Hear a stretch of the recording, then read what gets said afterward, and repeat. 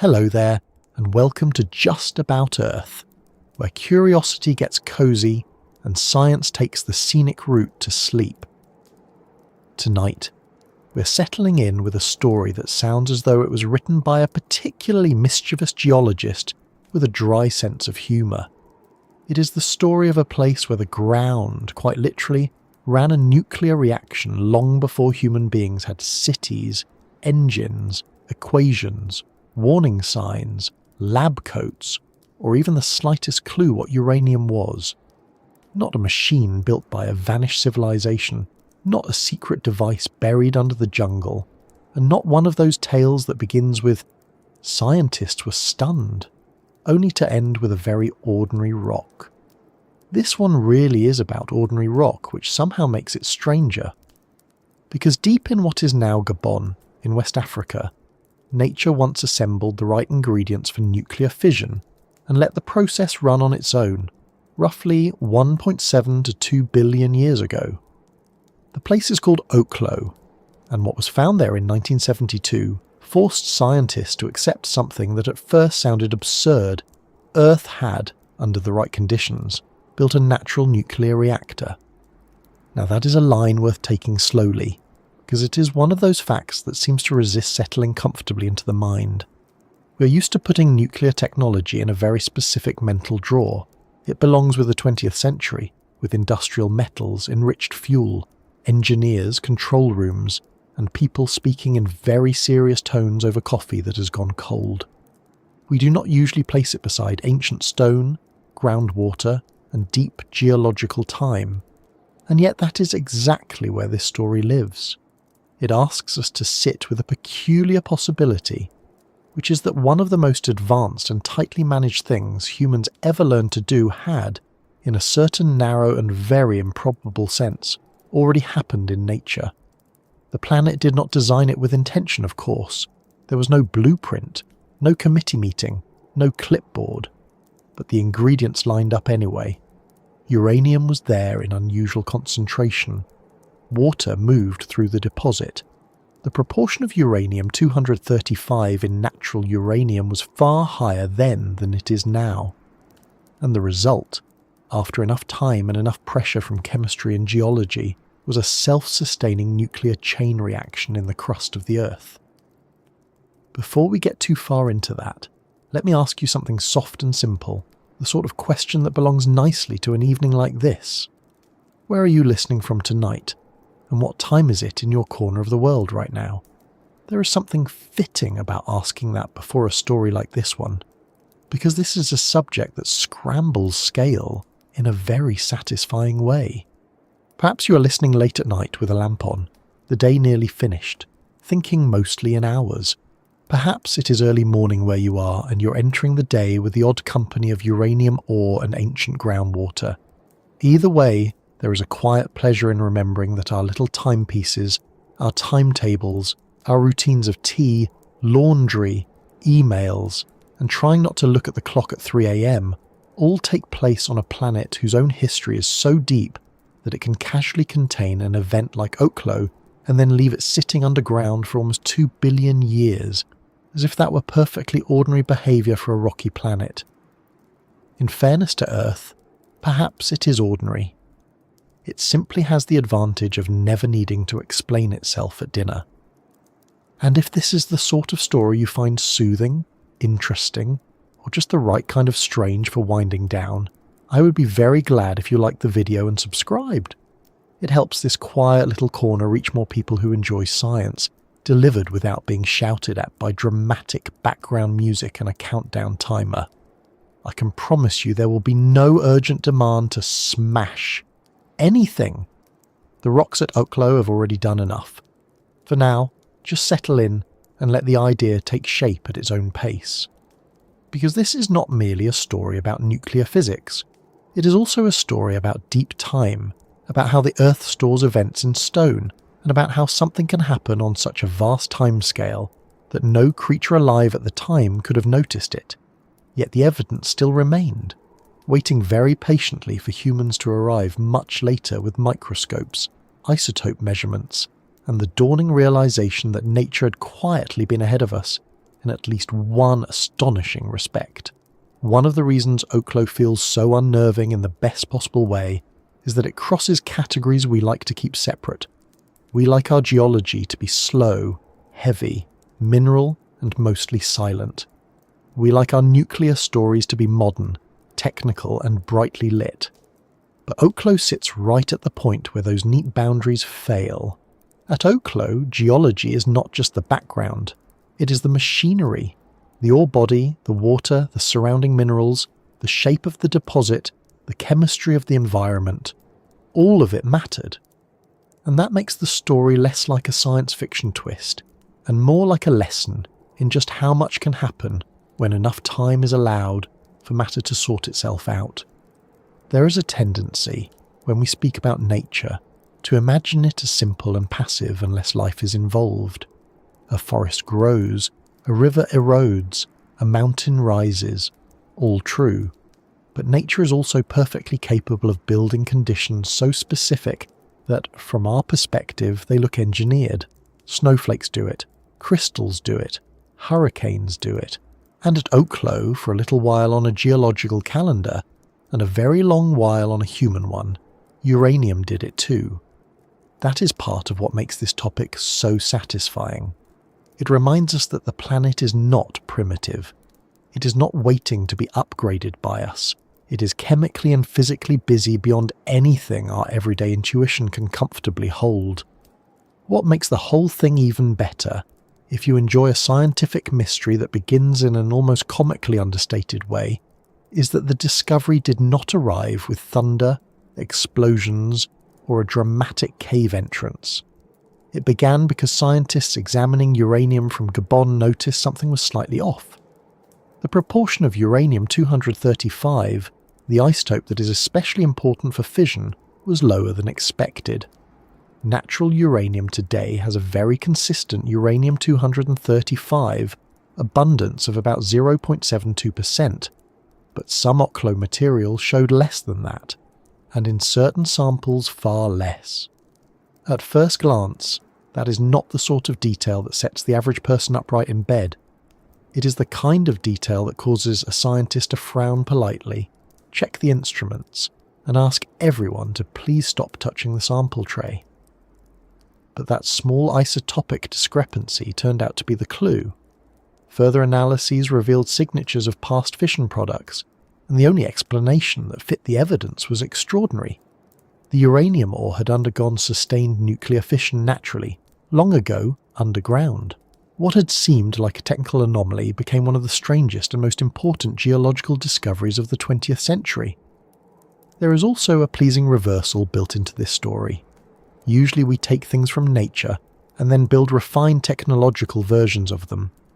We watched birds and built aircraft. We studied electric fish and learned more about electricity. We noticed silk, bone, echo, venom, resin, and all sorts of biological and geological tricks, and then tried to imitate or adapt them. But nuclear reactors do not feel like that kind of invention. They feel intensely human, not because atoms are human, obviously, but because the systems are so managed. Fuel is prepared, geometry is controlled, reactions are moderated, safety systems are installed. There are procedures, regulations, diagrams, and a great many people who would prefer you not improvise. That is why Oklo lands with such force. It is not merely that fission happened in nature, because radioactive decay happens in nature all the time. It is that chain reactions, the very thing we associate with designed reactors, emerged in the ground under natural conditions because the physical requirements happened to be met. Not often, not casually, and not anymore under present-day natural uranium composition, but once, then, there. That single phrase does a great deal of work. Once, then, there. It narrows the miracle without diminishing it. Back then, natural uranium contained a much higher fraction of uranium-235, on the order of about 3% or more, because uranium-235 decays faster than uranium-238, and there had simply been less time for it to disappear. That ancient isotopic balance made a crucial difference, and this is where the story starts to become not just surprising, but useful. Oklo is not only a curiosity, it became a natural case study in reactor physics, geochemistry, and the long-term behaviour of radioactive materials in rock. Scientists could examine what happened to fission products and other elements after immense spans of time. How far had they moved? What stayed put? What had been altered by water, heat, and mineral change? This matters because one of the great practical questions in the nuclear age is not merely how to run reactors, but how radioactive materials behave over very long periods in geological settings. Oklo offered a real example, not from a model, not from a computer, but from Earth's own archive. Studies of the site showed that many radioactive products and transuranic elements had remained remarkably localized over vast timescales, though some elements were more mobile than others.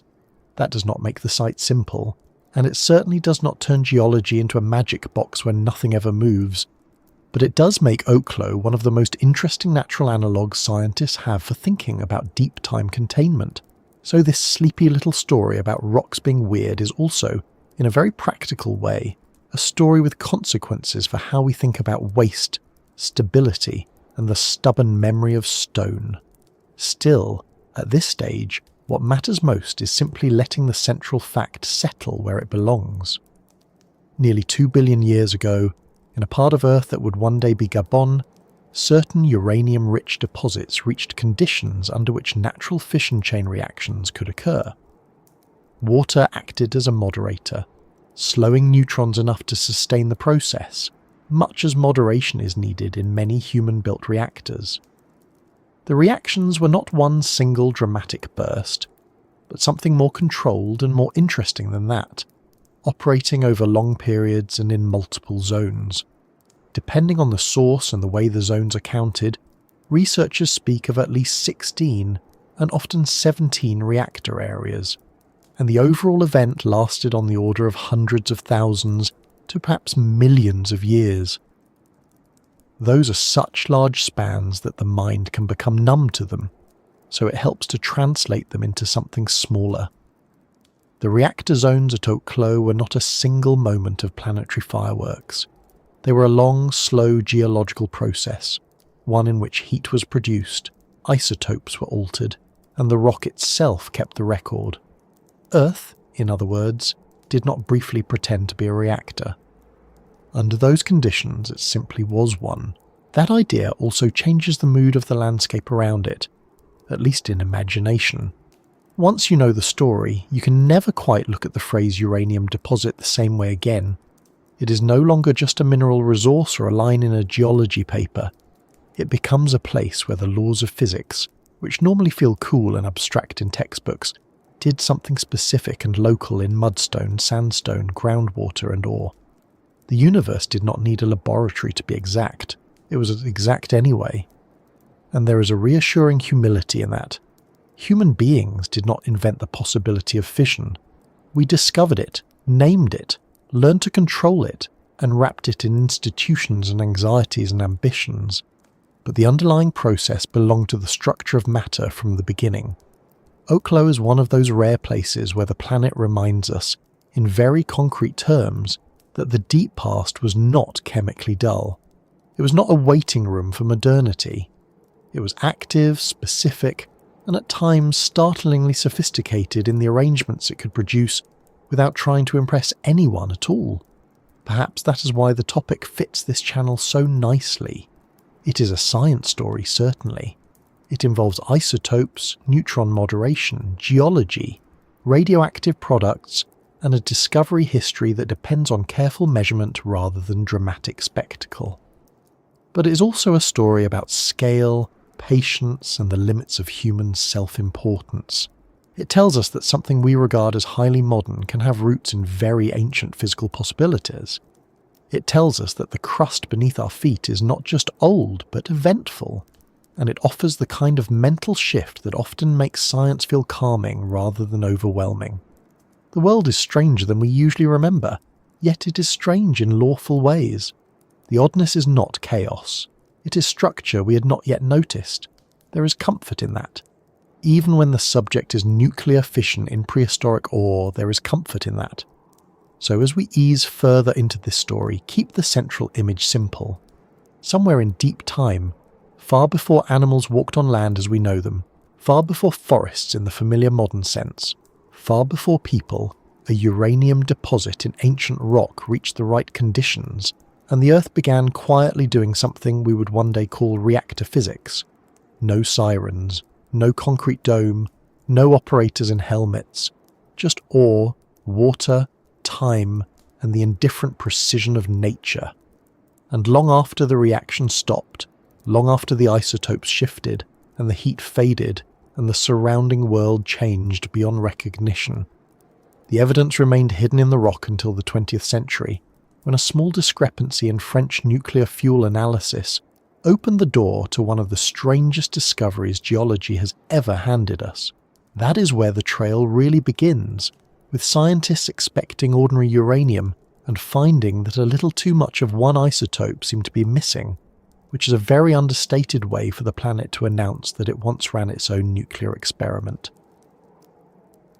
The funny thing about discoveries that change how we see the world is that they almost never arrive with a trumpet blast. They usually begin with someone in a lab looking mildly annoyed at a number that refuses to behave. That was the mood in southern France in 1972 at the uranium enrichment plant in Pierre-Latte, where routine isotopic measurements were being made on uranium supplied to the facility. Nothing about the task sounded glamorous. No one wakes up and says, "I hope today I find a clue that will move the first nuclear reactor out of the 20th century and bury it 2 billion years deep in African rock." And yet, that is more or less what happened. Scientists checking material from Gabon noticed that the uranium did not quite match the accepted natural ratio. It was only a slight discrepancy at first, the kind of thing that could easily be blamed on equipment, contamination, or someone having a very bad day with the instruments. But the measurement held, and because the people at Pierre-Latte were careful enough to distrust easy explanations, they kept looking instead of shrugging and going home. That small refusal to ignore an awkward number is really where this whole story begins. To see why that mattered, it helps to linger over the number for a moment. Natural uranium today contains a very consistent proportion of uranium-235, the fissile isotope that matters so much in reactor physics. The accepted value was about 0.7202%, and until 1972 that concentration had been found to be effectively the same in uranium from widely different places, even in uranium traces from the moon. The sample reaching Pierre-Latte came in slightly low, around 0.7171%. Now, for most of us, those numbers look close enough to file under, "Surely this can wait until tomorrow." But in nuclear science, close is not the same thing as right. A tiny deviation in isotopic composition can mean a great deal, especially when that isotope is the one people care about for fission. As an old IAEA account later noted, if the scientist had not been so careful, they might have overlooked the result entirely. That is one of the details I enjoy most in this story. The Earth had apparently hidden an ancient reactor in plain sight for nearly 2 billion years, and the thing that exposed it was not a dramatic expedition into the jungle, but a quiet insistence that 0.7171 was not 0.7202, and pretending otherwise would be sloppy. At first, the explanations were entirely sensible and entirely modern. If uranium does not look like natural uranium, then perhaps it is not natural uranium. Perhaps it had already passed through some artificial process. Perhaps some of its uranium-235 had been used up in a reactor. Perhaps there had been a mix-up in handling. Perhaps the instruments were drifting. Those were not foolish ideas. In fact, they were the only ideas that seemed reasonable, because all experience pointed in one direction. Nature did not run nuclear reactors. People did that. People mined the ore, refined it, separated isotopes, moderated neutrons, worried over criticality, and then argued about policy in rooms with fluorescent lighting. Nature, as far as anyone knew, supplied the raw material and stopped there. The early response described by the IAEA was exactly this logical disbelief. Francis Perrin and his colleagues were not looking to overturn the history of nuclear technology. They were trying to explain why the sample behaved as if some uranium-235 had already been consumed in a chain reaction. In other words, the evidence was pointing toward reactor behavior, but the setting was all wrong. The fuel was supposed to be natural. The deposit was supposed to be geological. The numbers, unfortunately for everyone hoping for a simple afternoon, were not interested in those categories. So the investigation widened. More analyses were run. The anomaly was checked and rechecked. The source of the material was traced more precisely to the Oklo mine, near Franceville in southeastern Gabon, in the Francevillian sedimentary series. And once scientists began comparing different samples from the deposit, the oddity stopped looking like a minor wobble and started looking like a genuine pattern.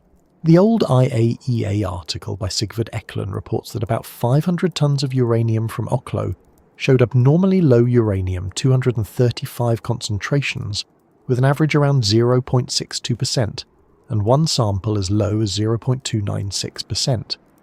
A US Geological Survey summary also notes that Oklo ore could show uranium-235 abundances down to around 0.4%, far below the normal modern natural value of roughly 0.711%. Those are not tiny analytical hiccups. Those are the sort of numbers that force a room full of experts to stop pretending they are dealing with a routine quality control issue. By that stage, the mystery had changed shape. The question was no longer whether something unusual had happened. The question was what kind of process could remove so much uranium-235 from ore that had supposedly never gone through a reactor, and do so in a way that left the rest of the material looking unmistakably natural. This is where the story becomes especially satisfying, because it starts to reward people for knowing enough history to remember an idea most others had forgotten. Back in 1956, chemist Paul Kuroda had proposed that under the right conditions, a high-grade uranium deposit formed about 2 billion years ago might achieve criticality and sustain a natural chain reaction if enough water were present to act as a moderator. At the time, that was a bold suggestion, and not one that captured the public imagination. Understandably so. It sounds like the sort of thing a colleague listens to politely before changing the subject to something less troublesome, like isotopic decay constants or lunch. But by 1972, with the Oklo anomaly under scrutiny, Kuroda's theoretical possibilities suddenly looked less eccentric and more like a set of instructions nature might once have followed. Later reviews of the Oklo phenomenon note that the necessary conditions had indeed been discussed theoretically roughly 15 years before the discovery. That does not mean the investigators instantly jumped to the right answer, because scientists are usually careful about making an impossible claim sound easy. It does mean, though, that there was a conceptual foothold available. The idea of a natural reactor was already on the table. It had simply been waiting for rock to produce the evidence. The real turning point came when the team moved beyond uranium ratios and found what the IAEA later called a footprint of fission products in the ore. That changed everything. A low uranium-235 abundance could, in theory, still invite alternative explanations. But a low abundance combined with isotopic signatures left behind by fission starts to behave less like a puzzle and more like a confession. The rock was telling a very specific story. Some of its uranium-235 had been split. Neutrons had done their work. Daughter products had been created. Time had passed. The material had remained underground long enough for the short-lived radioactive fragments of that event to decay into stable isotopic patterns that could still be measured. Once that evidence lined up, the conclusion became hard to avoid.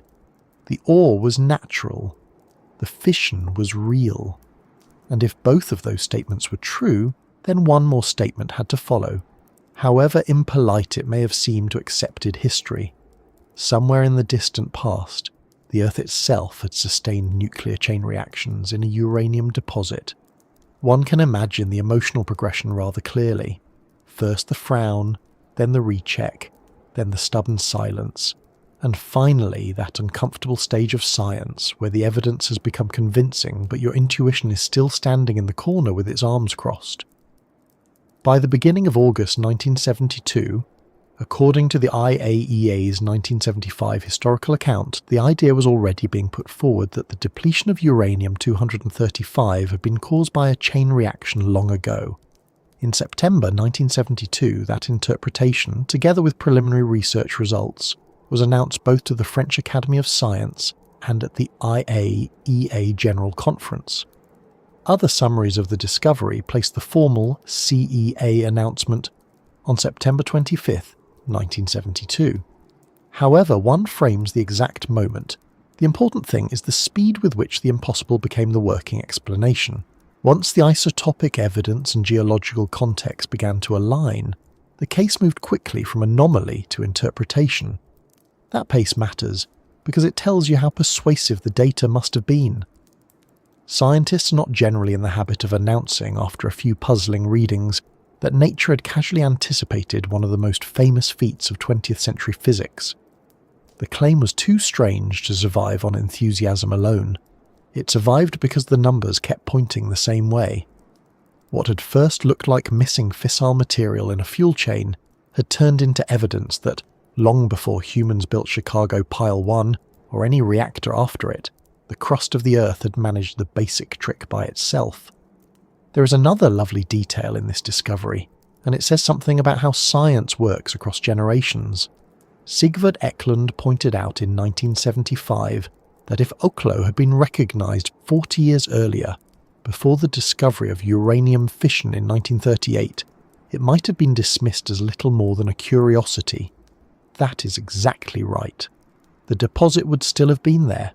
The isotopes would still have been odd. The geological history would still have been true. But the conceptual tools needed to read the rock properly would not yet have existed. You cannot identify the fingerprint of a process before you know the process itself. In a way then, Oklo was discovered twice. First by the Earth, which arranged the event in deep time, and second by modern physics, which supplied the language needed to understand what the rock was saying. That second discovery depended on reactors, bombs, radiochemistry, isotope mass spectrometry, neutron physics, and all the rest of the 20th century's alarming education in the atom. The irony is almost too neat. Humanity had to learn how to split uranium before it could recognise that nature had once done something similar underground, and then kept the evidence filed away with excellent archival discipline. I think that is part of why the Oklo story feels so memorable. It does not merely add one more scientific fact to a shelf already groaning with them. It quietly rearranges a hierarchy in the mind. We are used to picturing human reactors as the original event and natural radioactivity as the background. Oklo flips that around. It says the background was capable of more than we assumed. It says the Earth was not just passively containing uranium, but under conditions that existed nearly 1.7 to 2 billion years ago, could set up and sustain fission reactions of its own.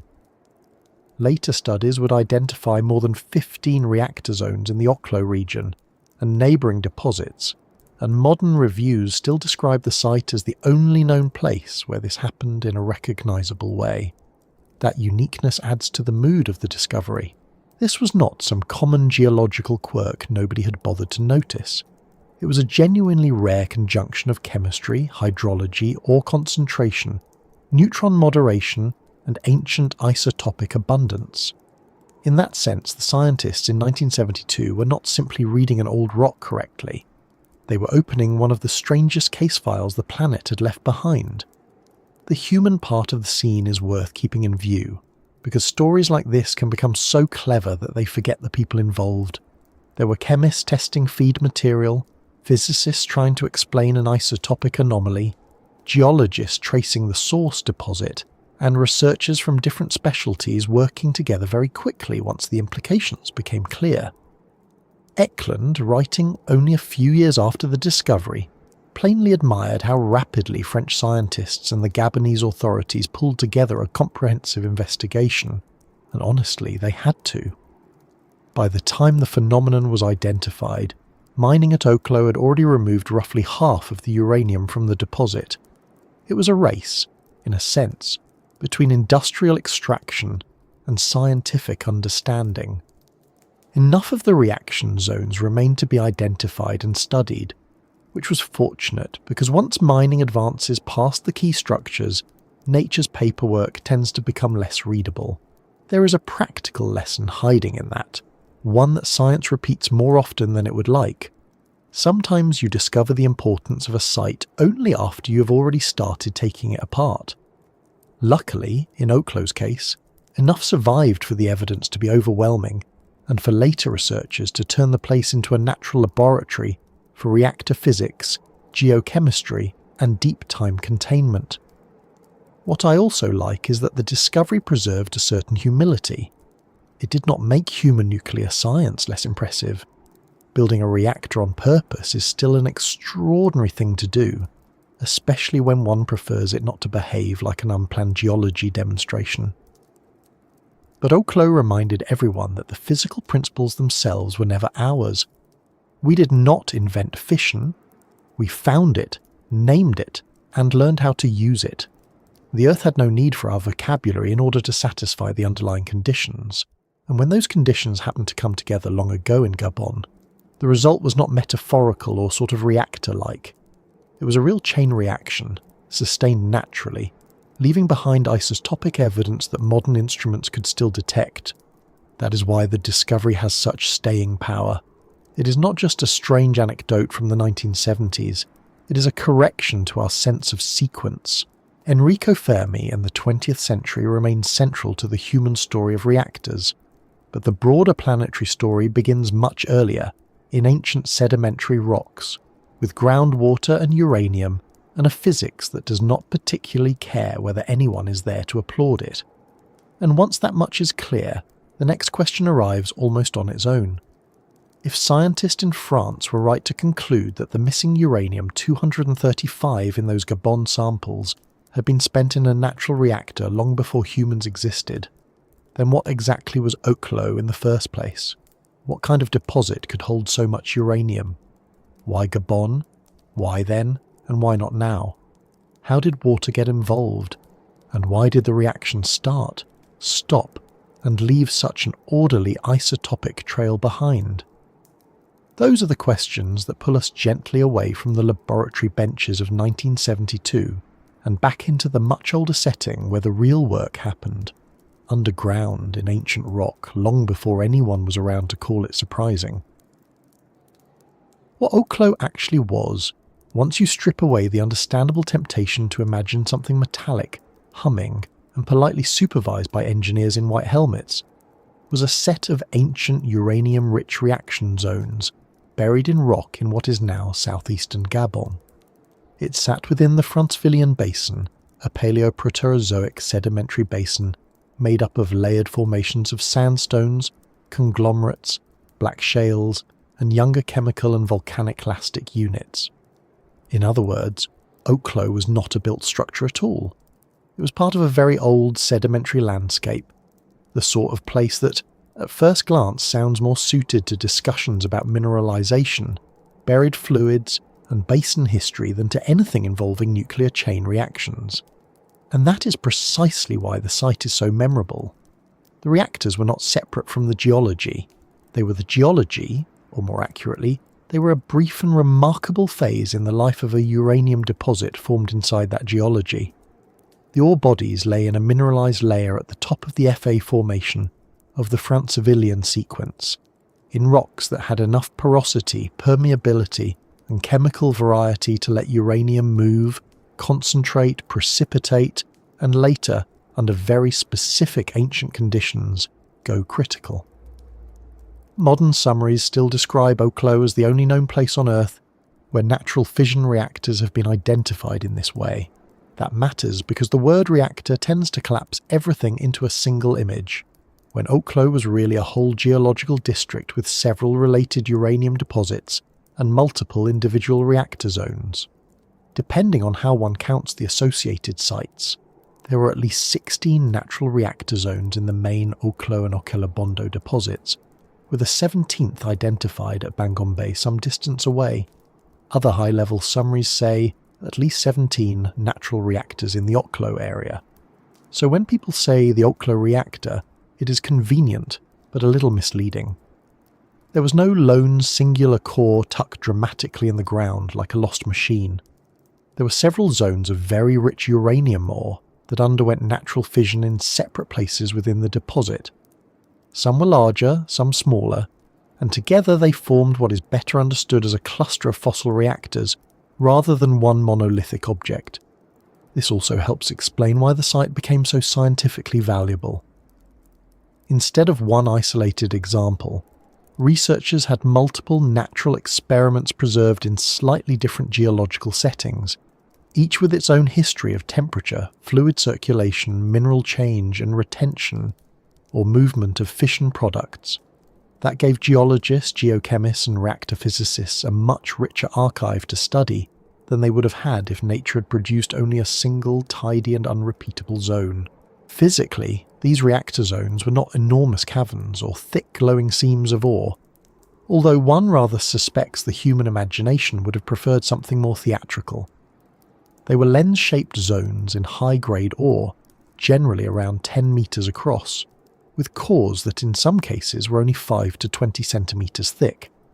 A typical core could contain up to 80% uraninite in a clay-rich gangue dominated by minerals such as chlorite and elite. That description is wonderfully specific and wonderfully uncinematic. No polished steel, no control rods, no dramatic staircase descending into blue light.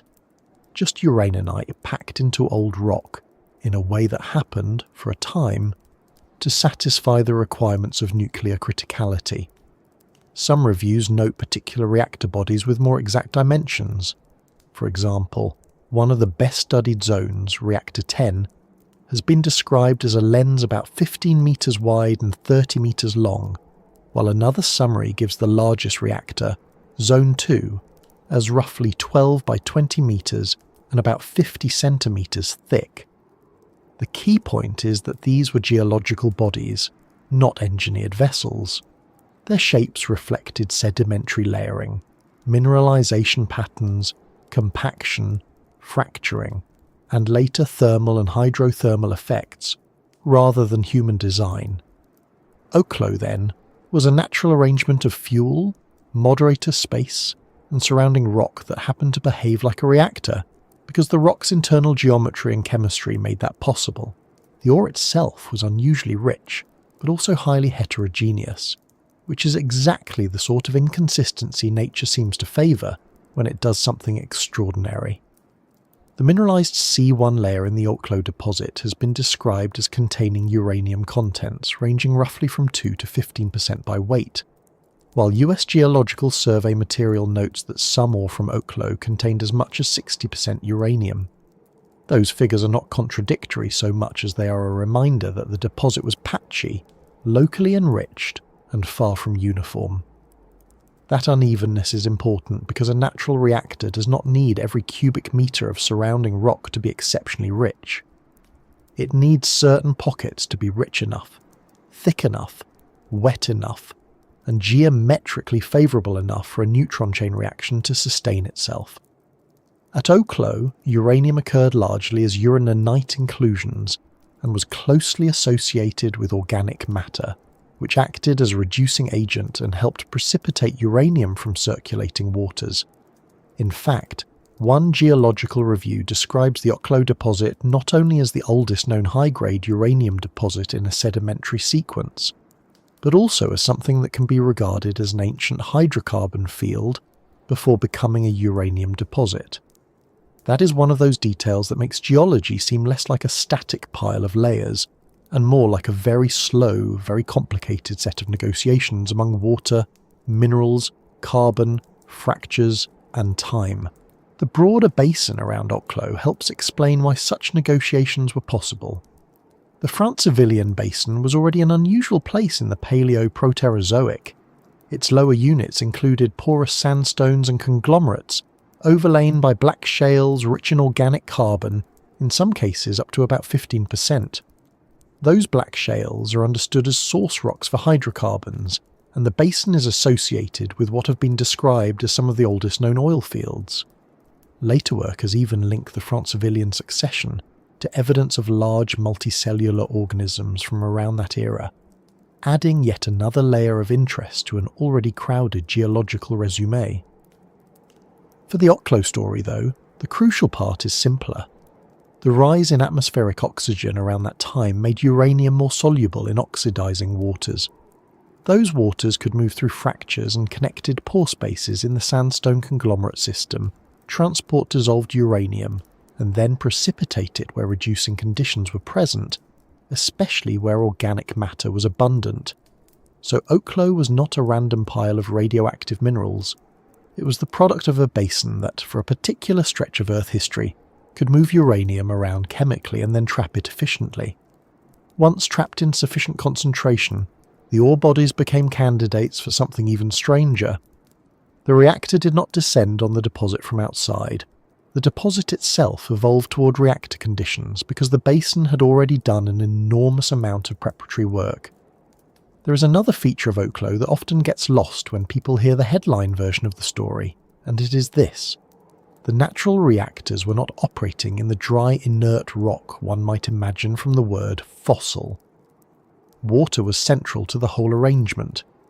Modern summaries from the IAEA and World Nuclear Association both emphasize that groundwater acted as a moderator, slowing neutrons enough to make a sustained chain reaction possible. In many modern reactors, a moderator is a carefully selected component of the design. At Oklo, moderation happened because the ore sat in a wet sandstone ore body with accessible pore spaces and fractures. Water moved in, neutrons slowed. The reaction could proceed. If the system heated enough to boil away the water locally, moderation would weaken and the reaction would die back until water returned. That start and stop rhythm belongs more properly to the next part of the story. But even here it is worth remembering because it tells us what kind of place Oklo actually was. It was not simply a concentration of uranium, it was a geological setting where fuel, moderator and rock architecture came together. Without water, there is no Oklo phenomenon as we know it. Without porosity and fractures, there is no easy path for the water. Without the surrounding basin geology, there is no mineralized layer in the right place to begin with. This is why calling it a natural reactor is true, but calling it a natural reactor site is perhaps more illuminating. The place mattered as much as the fuel. In practical terms, Oklo was also a mine, and that later human history shaped what scientists were able to study. According to World Nuclear Association country information, the Oklo deposit itself was discovered in 1968 and mined from 1970 to 1985 in open pit form, with underground mining continuing from 1977 to 1997. The best-known Gabonese uranium deposits, including Oklo, were part of a broader mining district tied to the Franceville Uranium Mines Company, and Oklo alone produced over 14,000 tons of uranium. That industrial history matters, because most people encountered Oklo through the story of the ancient reactors, but geologists and miners first encountered it as ore in a working deposit. By the time the natural fission phenomenon was recognised in 1972, part of the site had already been excavated.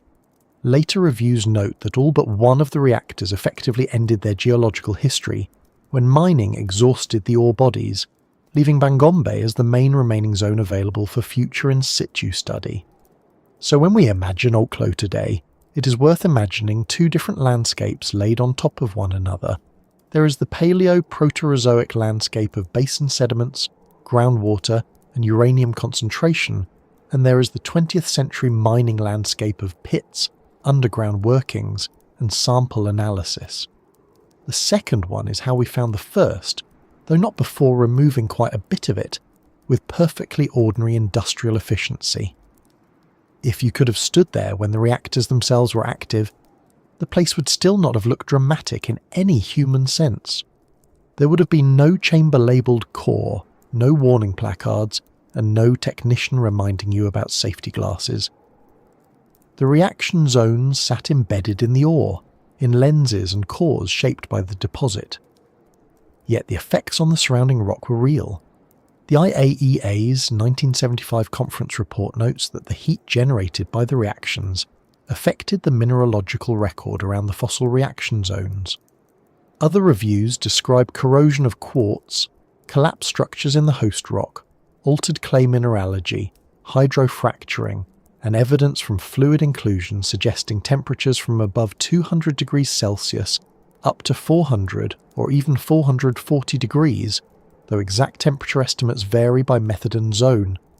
One review described a temperature gradient of about 40 degrees Celsius per metre near reactor zone 10, interpreted as a result of conductive cooling. Those are not trivial changes. They tell us that Oklo was not just a bookkeeping oddity in isotope ratios.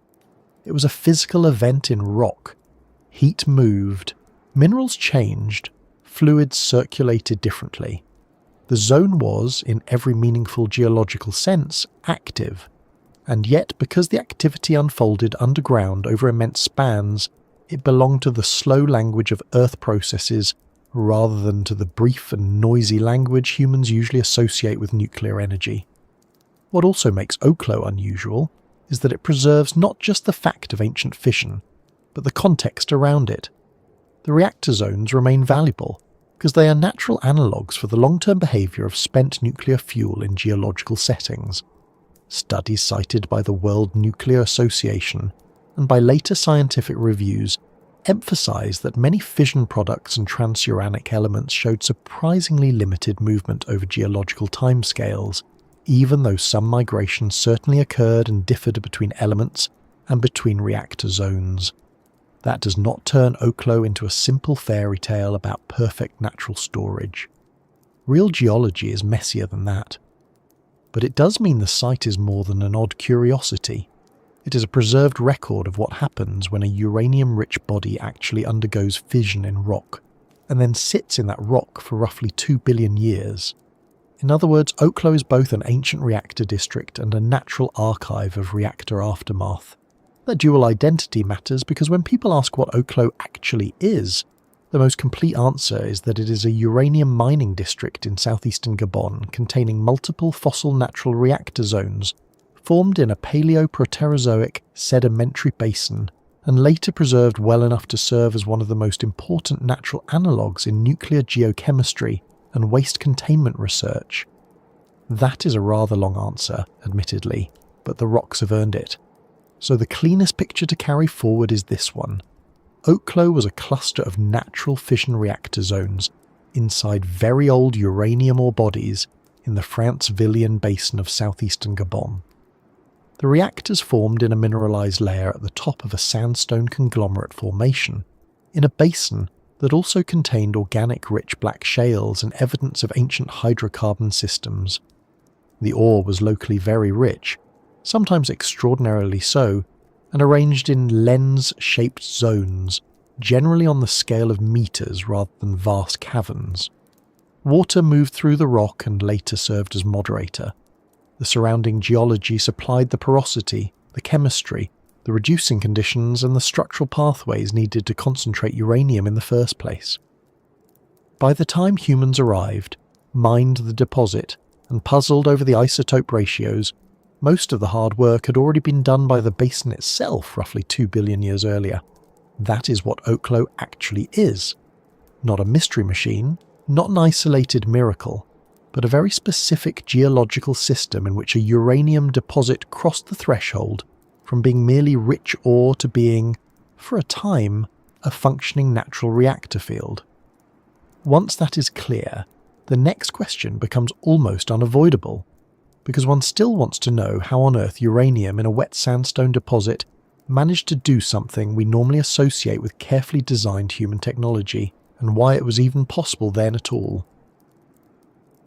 When we say that uranium learned to burn naturally, we are borrowing a word from fire because it feels familiar, but what happened at Oklo was not burning in the ordinary sense. Nothing there was burning the way wood burns, or coal burns, or toast very sadly burns when you forget it for just 1 minute too long. This was nuclear fission, which is a very different sort of energy release. In fission, the nucleus of a heavy atom such as uranium-235 absorbs a neutron, becomes unstable, and splits into smaller nuclei, releasing energy and additional neutrons. Those newly freed neutrons can then strike other uranium-235 nuclei, and if enough of them keep finding targets, the process becomes a chain reaction. That is the essential trick behind a reactor, whether it is sitting under a stadium in Chicago in 1942 or lying in old rock in Gabon nearly 2 billion years earlier. The remarkable part of Oklo is that the second arrangement happened without anyone planning it. The rules of the atom were already there. The Earth simply happened for a little while to satisfy them. That chain reaction only works if the right uranium isotope is present in the right proportion. Natural uranium is mostly uranium-238, which is abundant but not especially easy to fission with slow neutrons. The isotope that matters most here is uranium-235. Today, ordinary natural uranium contains only about 0.72% uranium-235, which is too low for the kind of water-moderated chain reaction that happened at Oklo. But uranium-235 and uranium-238 do not decay at the same rate. Uranium-235 decays more than 6 times faster than uranium-238, which means that if you go far enough back in time, natural uranium was richer in uranium-235 than it is today. About 2 billion years ago, the uranium-235 content of natural uranium is estimated to have been roughly 3 to 4%, which is strikingly close to the enrichment used in many modern light-water reactors. That single fact does an enormous amount of work in the Oklo story. It means the ancient Earth was carrying around fuel that, without any enrichment plant and without any human help, was already much closer to reactor-grade behaviour than modern natural uranium is. Still, even that would not have been enough on its own. A reactor is not just fuel. It is also a problem of neutrons, and neutrons are fussy little things. The neutrons produced directly in fission come out fast, and fast neutrons are not always the most efficient at causing more uranium-235 nuclei to split. In many reactors, the chain reaction becomes much easier to sustain if those neutrons are slowed down first. This is where a moderator comes in. In ordinary water-moderated reactors, the water is not just there for cooling.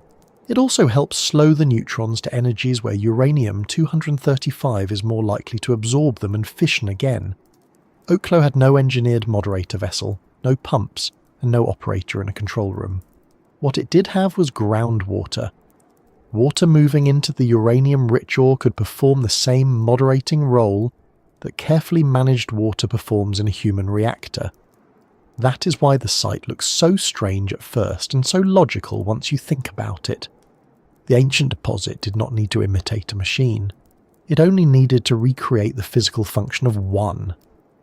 The basic conditions for a self-sustaining reaction can be stated surprisingly plainly, which almost makes the whole thing seem rude in its simplicity.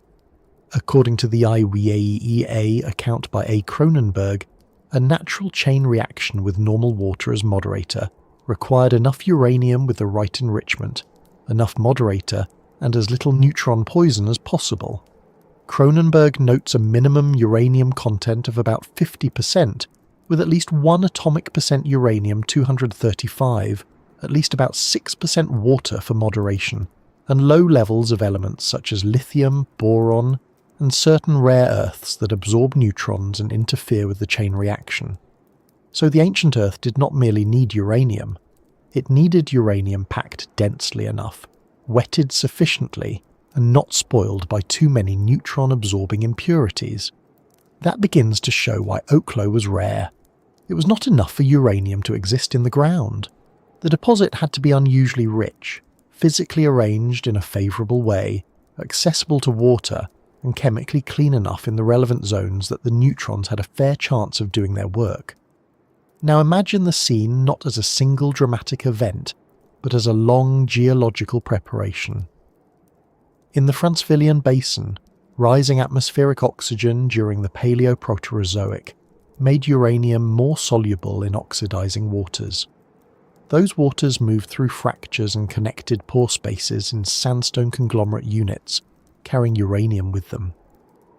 When the uranium-rich fluids reached reducing environments, especially areas associated with organic matter, the uranium could precipitate and accumulate. The result was the mineralized C1 layer at the top of the FA formation, where unusually rich uranium ore developed. Reviews of the basin emphasise that this was not a random stroke of luck, but the outcome of a very specific basin history involving oxidizing fluids, connected porosity, structural pathways, and reducing traps. In other words, long before the first neutron ever helped sustain a chain reaction, the geology had already spent ages building the stage, gathering the cast, and placing the important props where they needed to be. Once that stage existed, the question becomes how the reaction actually began. Here again, the answer is wonderfully plain and mildly unsettling. It probably did not need a dramatic trigger. Cronenberg notes that the entrance of rainwater into the high-grade ore could have started the process, with the first neutrons coming from spontaneous fission of uranium-238, or from neutrons formed by secondary reactions of cosmic radiation. That is one of those scientific explanations that feels almost too casual for the consequences involved. Rainwater in the right rock at the right time, and suddenly the crust of the Earth is no longer just storing uranium. It is moderating neutrons and making fission easier to sustain, not quickly by our standards, and not spectacularly in the way fiction likes to imagine, but physically and undeniably. The atoms didn't need persuasion, they only needed conditions. Once the moderator arrived and enough neutrons found enough uranium-235 nuclei, the deposit crossed the threshold from being merely rich ore to being a functioning reactor zone. Even that makes the process sound more stable than it really was. Oklo was not a reactor in the modern sense of a continuously supervised machine holding perfectly steady conditions. It was a natural system, and natural systems tend to regulate themselves in rougher, more geological ways. The neutron flux appears to have been low compared with modern research reactors, on the order of 10 to the power of 7 to 10 to the power of 8 neutrons per square centimetre per second, according to Cronenberg, whereas small research reactors are typically much higher. Even at those lower fluxes, however, the reaction would have produced heat. As the ore body heated up, the water acting as moderator could vaporise or be driven away locally. Once the water was gone, moderation would weaken, neutrons would stay too fast, and the chain reaction would slow or stop. Later, when the system cooled and water returned, the reaction could start again, so the ancient reactor seems to have been inherently pulsed by its own heat production.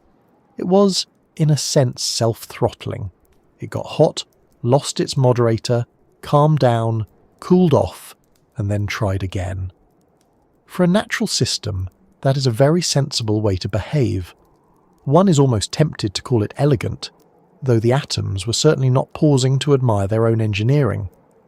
What is especially interesting is that the reactions did not merely happen in static ore bodies, and then leave everything else unchanged.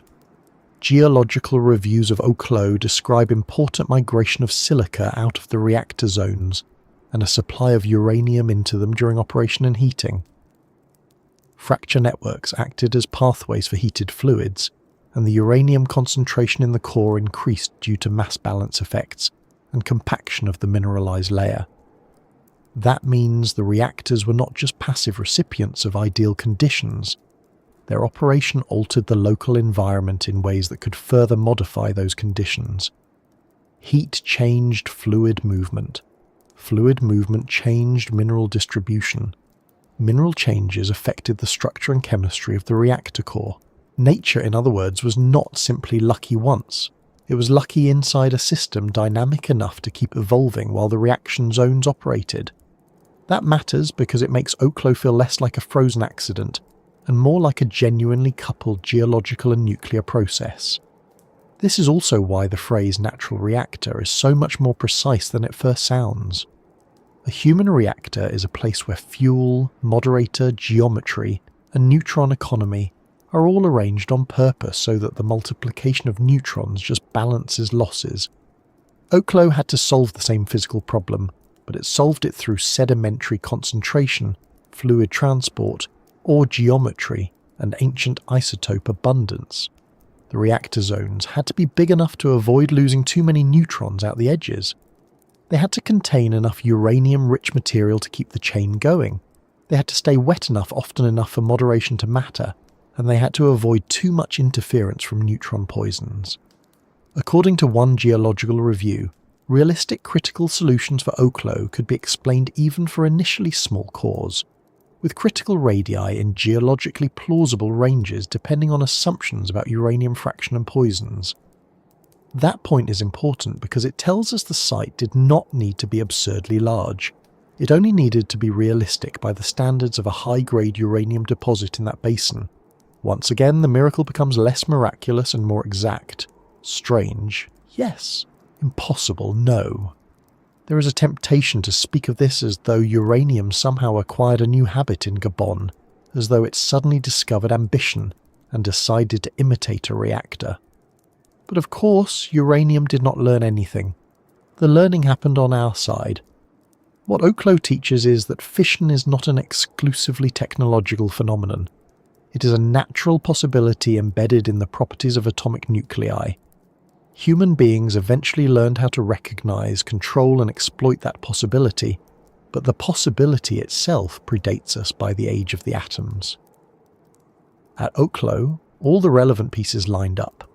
A much higher natural fraction of uranium-235 than exists today, rich ore bodies, access to water, suitable geometry, and tolerably low neutron poisons. Once those conditions were present, the chain reaction was less a miracle than a consequence. That is one of the most sobering and satisfying features of this story. The universe is not impressed by whether we regard something as advanced. If the rules allow it and the conditions arrive, it can happen in rock long before it happens in a laboratory. It also helps explain why this does not happen in modern uranium deposits. The simple answer is that the clock has moved on. Because uranium-235 decays faster than uranium-238, the natural uranium around us now is poorer in uranium-235 than ancient uranium was. World Nuclear Association notes that at the time of Oklo, the concentration of uranium-235 in natural uranium was about 3%, while today it is only about 0.72%. That drop is decisive. Under current natural isotopic conditions, ordinary water-moderated reactor behaviour is no longer easy for a natural ore body to achieve. The fuel is simply too lean. So Oklo was not just a rare place, it was also a rare time. The ancient Earth briefly lived in a window when natural uranium was much more capable of sustaining this kind of process. Once that window closed, nature lost one of its easier routes to spontaneous fission reactors, at least under surface crust conditions like those in Gabon. That means the answer to how uranium learned to burn naturally is really a chain of answers. First, the atom already knew how to split if struck under the right circumstances. Second, 2 billion years ago, natural uranium carried enough uranium-235 to make those circumstances plausible. Third, the Francovillian Basin moved and concentrated uranium into ore bodies rich enough for criticality to be conceivable. Fourth, groundwater entered the picture and slowed neutrons into the right energy range. Fifth, the reaction zones heated, dried, cooled and restarted in a rough self-regulating cycle. None of those steps alone would have given us Oklo. Together they did. And because each step belonged to a real physical process rather than fantasy, the overall story has that wonderful scientific quality of sounding impossible until it is explained properly, at which point it becomes merely astonishing. So the old rocks of Gabon were not performing a trick. They were obeying a very old set of rules at exactly the right moment in Earth history. Uranium did not become clever. Water did not become ambitious. The Basin did not decide to invent reactor physics before humans got around to it. Yet when you step back and look at the whole arrangement, it is hard not to feel that nature had assembled something with an almost embarrassing level of competence. Fuel, moderation, cycling, heat, alteration, and deep time preservation, all without a single warning label anywhere in sight. And the reason that matters for the next stretch of this story is that it was not just one lucky circumstance. It was a stack of lucky circumstances piled with extreme precision on top of one another, which is why the real question now is not merely how the reactions worked, but why all those ingredients happened to meet there then, and not almost anywhere else. By this point, the real surprise is no longer that Oklo worked. The deeper surprise is that it worked at all, and that it did so inside a very narrow window of Earth history that seems to have opened and then quietly closed again. That is what makes the place feel so precise.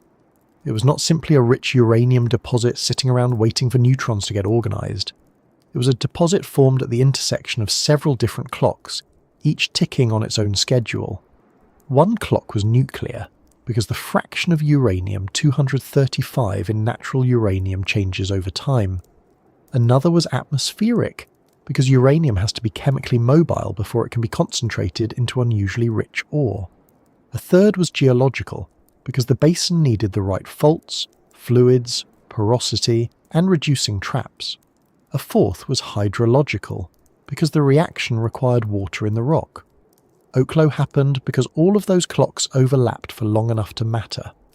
If even one of them had been off by too much, the deposit would have remained just a deposit, which would still have been respectable by geological standards, but far less likely to keep physicists awake at night. The most obvious of those clocks is the uranium clock. Today, natural uranium contains about 0.720% uranium-235. That is not enough for a water-moderated natural reactor like Oklo. 2 billion years ago, however, the ratio was much higher, because uranium-235 decays substantially faster than uranium-238. Multiple Oklo sources put the ancient uranium-235 content in the range of about 3 to 4 atomic percent, with one review giving about 3.5% and another noting that the ratio at around 2.0 billion years ago was similar to the fuel used in pressurized water reactors. That is an extraordinary fact and really the first hard boundary on the timing. If you move too far forward in time toward the modern world, the fuel becomes too lean. The chain reaction becomes much harder to sustain. The same rock geometry and the same water would no longer be enough. In that sense, Oklo could not happen now for the simple reason that the atoms have aged out of their easier reactor phase. That alone, though, would tempt you into the wrong conclusion. If ancient natural uranium was richer in uranium-235, then surely the even older Earth should have been full of natural reactors. On paper, that sounds reasonable. The 2002 review by François Gauthier-Lafay points out exactly this problem. At ages greater than about 2.0 billion years, the uranium-235 to uranium-238 ratio was sufficient to sustain fission in natural reactors, and at ages above about 2.5 billion years, it would have been even higher.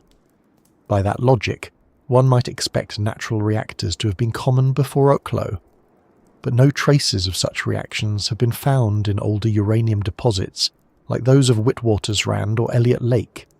That means the isotopic ratio, important as it was, cannot be the whole explanation.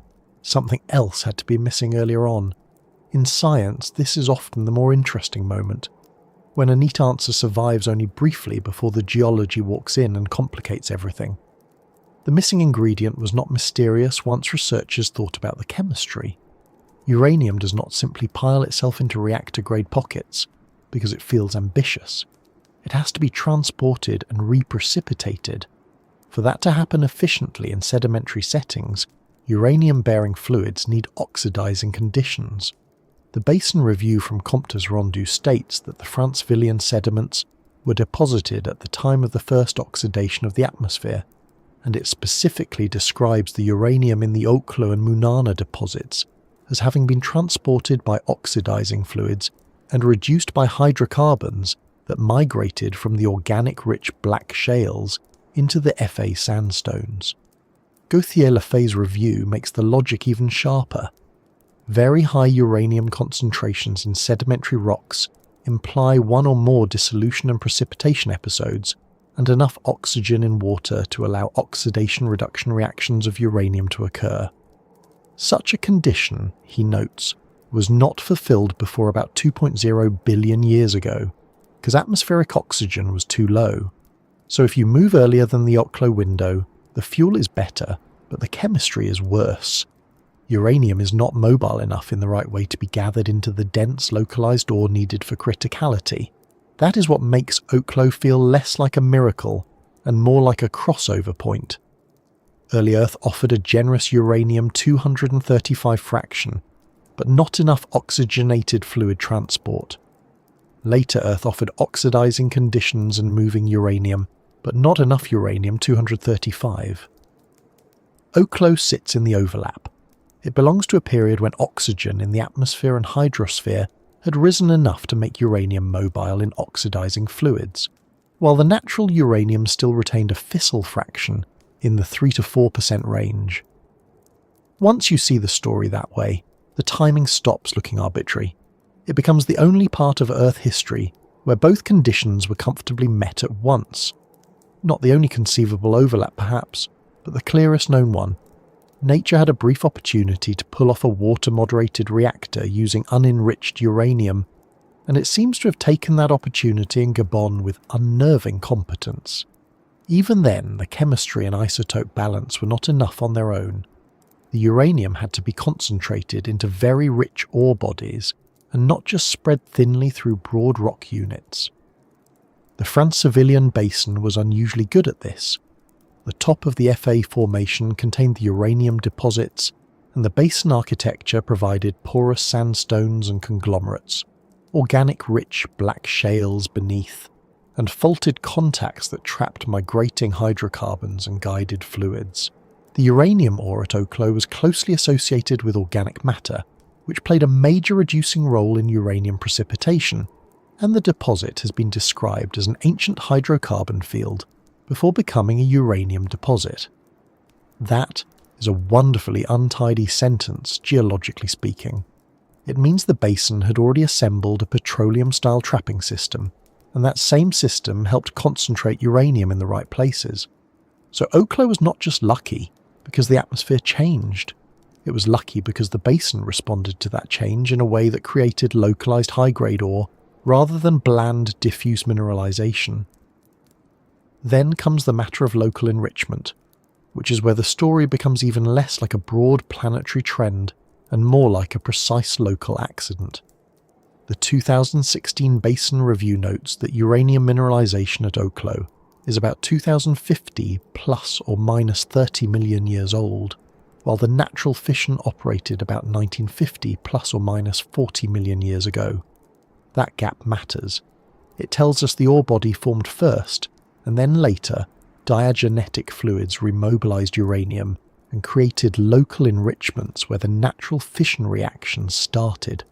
Another passage in the same review states that those diagenetic fluids remobilized uranium in the Oklo deposit and produced local enrichments at precisely the time the reactions began, around 1950 plus or minus 50 million years ago. In plain language, the ore body was not born reactor ready. It had to be upgraded by later fluid movement. The uranium had to be moved again, packed tighter again, and arranged more favourably again. This is one of the reasons Oklo was so rare. The deposit needed not just initial mineralization, but a second round of geological editing that improved the neutron economy. Nature was not content with one stroke of luck. It demanded a rewrite. Water, too, had to be present in just the right way. The ancient reactors were hosted in porous sandstones and clays, and water appears to have been the main neutron moderator. Without it, the fast neutrons from spontaneous fission of uranium-238 would not have slowed enough to efficiently trigger further fission in uranium-235. The 2002 review states this plainly. One of the necessary conditions is that the fast neutrons be thermalized by migration through water or graphite, and at Oklo water should have been the main moderator. This means the deposit could not be too dry or too impermeable. The rock needed connected pore space, clays, fractures, and access to groundwater, But water is one of those ingredients that can help and hinder at once. Too little, and the reactor never starts. Too much movement in the wrong chemical regime, and the uranium might disperse or the products might migrate differently. Oklo seems to have hit a balance where the water could both moderate the reaction and participate in the geochemical processes that concentrated the fuel. That balance is another reason the place belongs to a very narrow set of circumstances rather than to some broad category called old uranium deposits. There was also the problem of neutron poisons, which sounds like the sort of phrase that ought to appear in a thriller but is really just a technical way of saying elements that absorb neutrons and make the chain reaction harder to sustain. Cronenberg's AEA article notes that successful natural criticality required low levels of elements such as lithium, boron and certain rare earths. The 2011 Oklo evolution study similarly discusses the importance of poisons and shows how criticality depended on realistic combinations of uranium content, porosity, moderator composition, and other geological parameters. This is a helpful corrective to the notion that any rich uranium ore from the right era might have worked. Plenty of deposits could fail the neutron economy test even if they were ancient and wet. Oklo had to be not merely enriched in uranium, but enriched in a way that was not sabotaged by too many neutron absorbers in the wrong places. It is a little like discovering that your recipe succeeds only if the flour is right, the oven is right, the water is right, and someone has not quietly replaced half the ingredients with pebbles. The size and geometry of the ore zones mattered as well. A chain reaction will not sustain itself if too many neutrons escape from the edges before they can trigger more fissions. The reactor zones at Oklo were lens-shaped bodies within high-grade ore, and modelling studies have shown that geologically realistic core sizes could reach criticality under the right conditions. The 2011 study by Bentridi and colleagues emphasises that realistic critical solutions depended on physical and geological parameters such as uranium content and total apparent porosity, and that both progressive enrichment and changes in the local structure could explain how even smaller zones started up. So this was not simply a matter of having a pile of fuel. The fuel had to be arranged in bodies large and rich enough, with enough moderation and not too many poisons, to stay above the critical threshold. That kind of favourable geometry is easy to assume once you know the site existed. Before the fact, it was one more way the whole thing could have failed. There is something almost unfair about the number of separate processes that had to cooperate. The atmosphere had to oxidise enough to mobilise uranium. The basin had to supply the right sandstone and shale architecture. Hydrocarbons had to migrate and create reducing traps. Uranium had to precipitate, then later be remobilized and concentrated again. Ancient natural uranium had to retain a sufficiently high uranium-235 fraction. Water had to be present for moderation. Neutron poisons had to stay low enough. The ore bodies had to have workable geometry. And all of this had to happen in one place that also preserved the evidence. It is no wonder Oklo remains unique. When people hear natural reactor, the phrase can sound as though the Earth did something casual and repeatable. In reality, the Earth had to line up a rather ridiculous number of conditions and then hold them together long enough for the reaction zones to operate. That makes the event no less natural, but it does make it more specific than the headline suggests. The age window becomes even sharper when you think about why it closed. As time moved on, uranium-235 continued to decay away. By the modern era, natural uranium no longer carried the 3 to 4% fissile fraction that made water-moderated natural reactors feasible in the Oklo style. Gauthier-Lafay notes, there is little chance of finding natural fission reactors younger than about 1.9 billion years because the amount of fissile uranium-235 became too small to sustain the reaction. That statement carries a pleasing finality. The Earth did not forget how to do it. The material basis changed. The atoms themselves moved the world out of that easier reactor window. So if you wander through a modern uranium province, wondering whether the ground might once again decide to imitate a reactor, the answer is that the old isotope clock is no longer on your side. The geological skill may still be present, But the fuel has aged into a less cooperative form. What about earlier than Oklo, when the uranium-235 fraction was even higher? That seems at first like the easier case, but it runs straight back into the chemistry problem.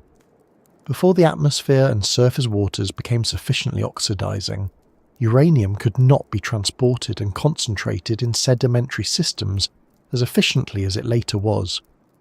High-grade uranium in the right kind of wet sandstone trap was therefore much harder to achieve. The 2002 review is explicit on this point.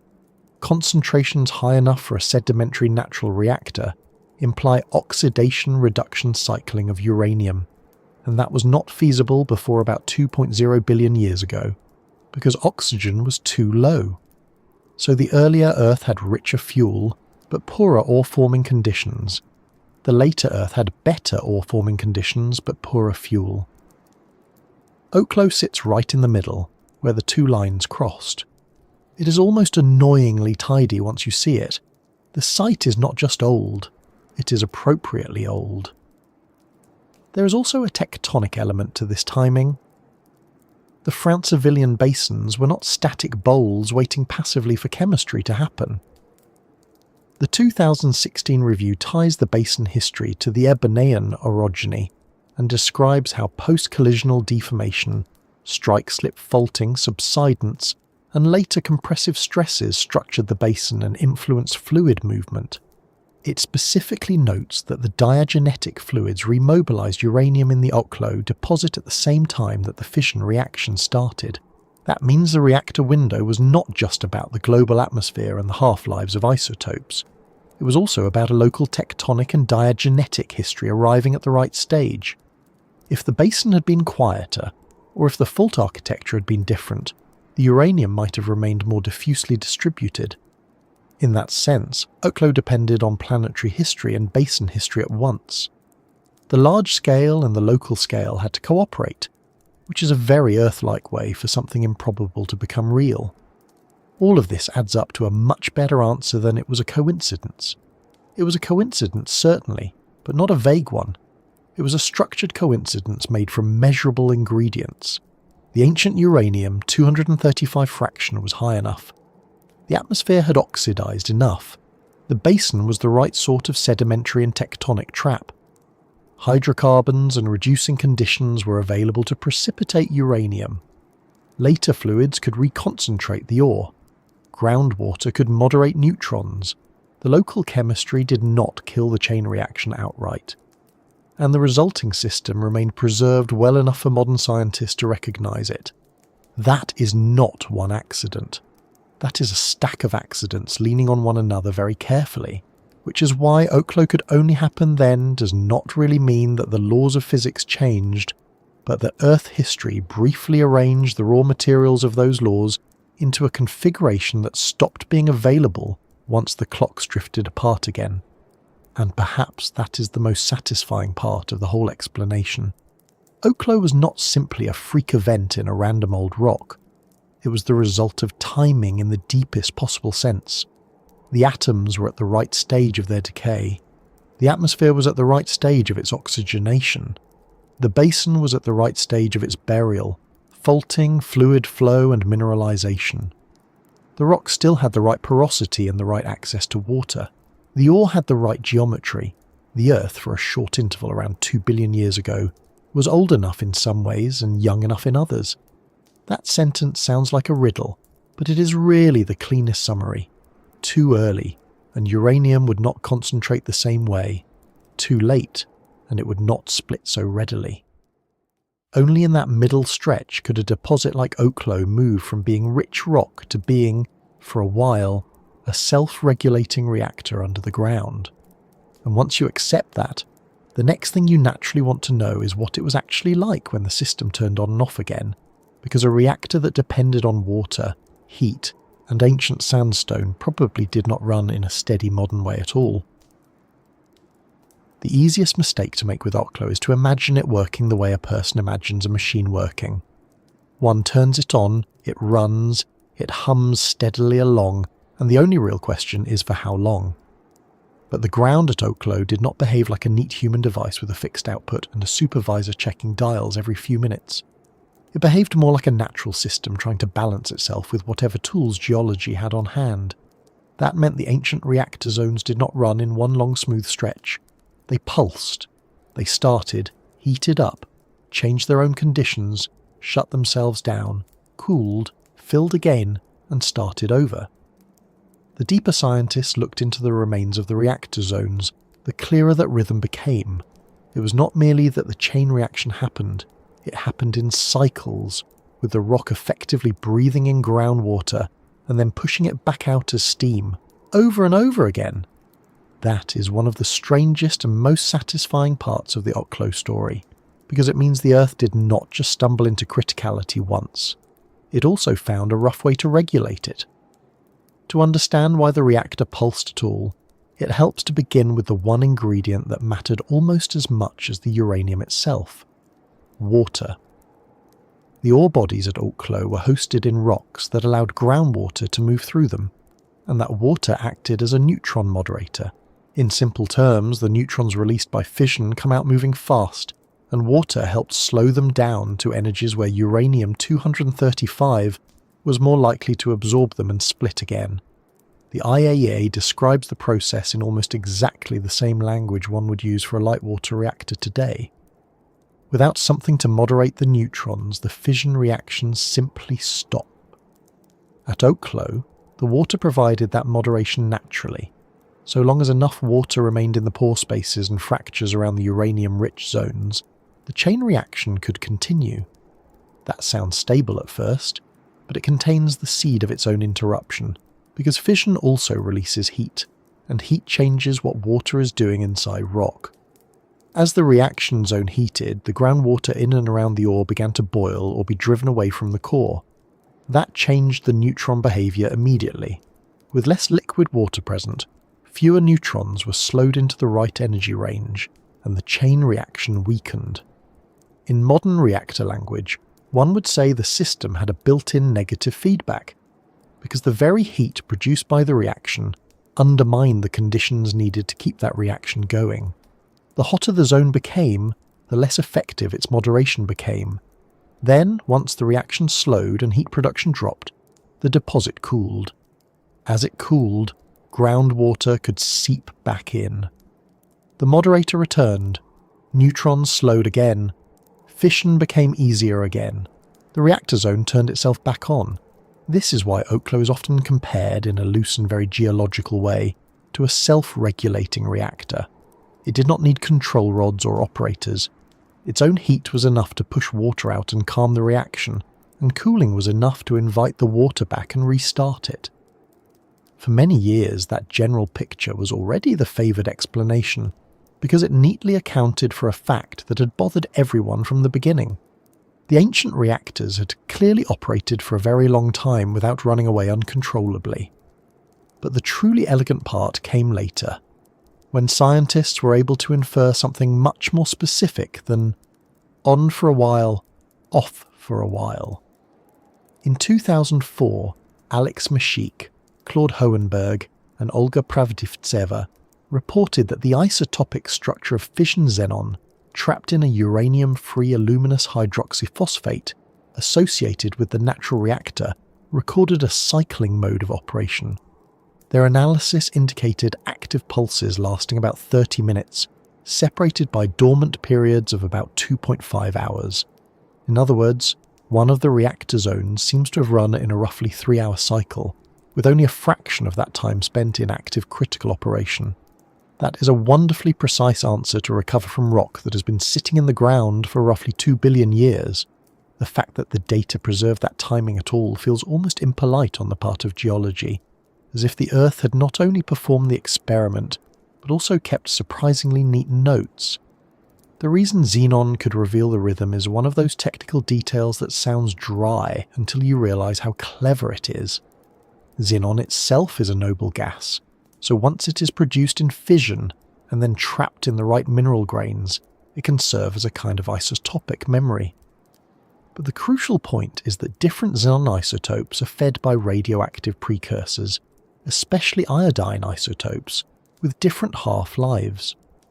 Mashik later explained in Scientific American that iodine drew particular attention because xenon arises from its radioactive decay, and modelling the creation and decay of those fission products made it possible to reconstruct the timing of reactor operation.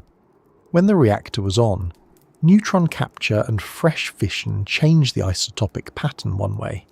When it was off, the decay chains had time to proceed differently. If the reactor had run continuously, the xenon isotope structure would have looked different.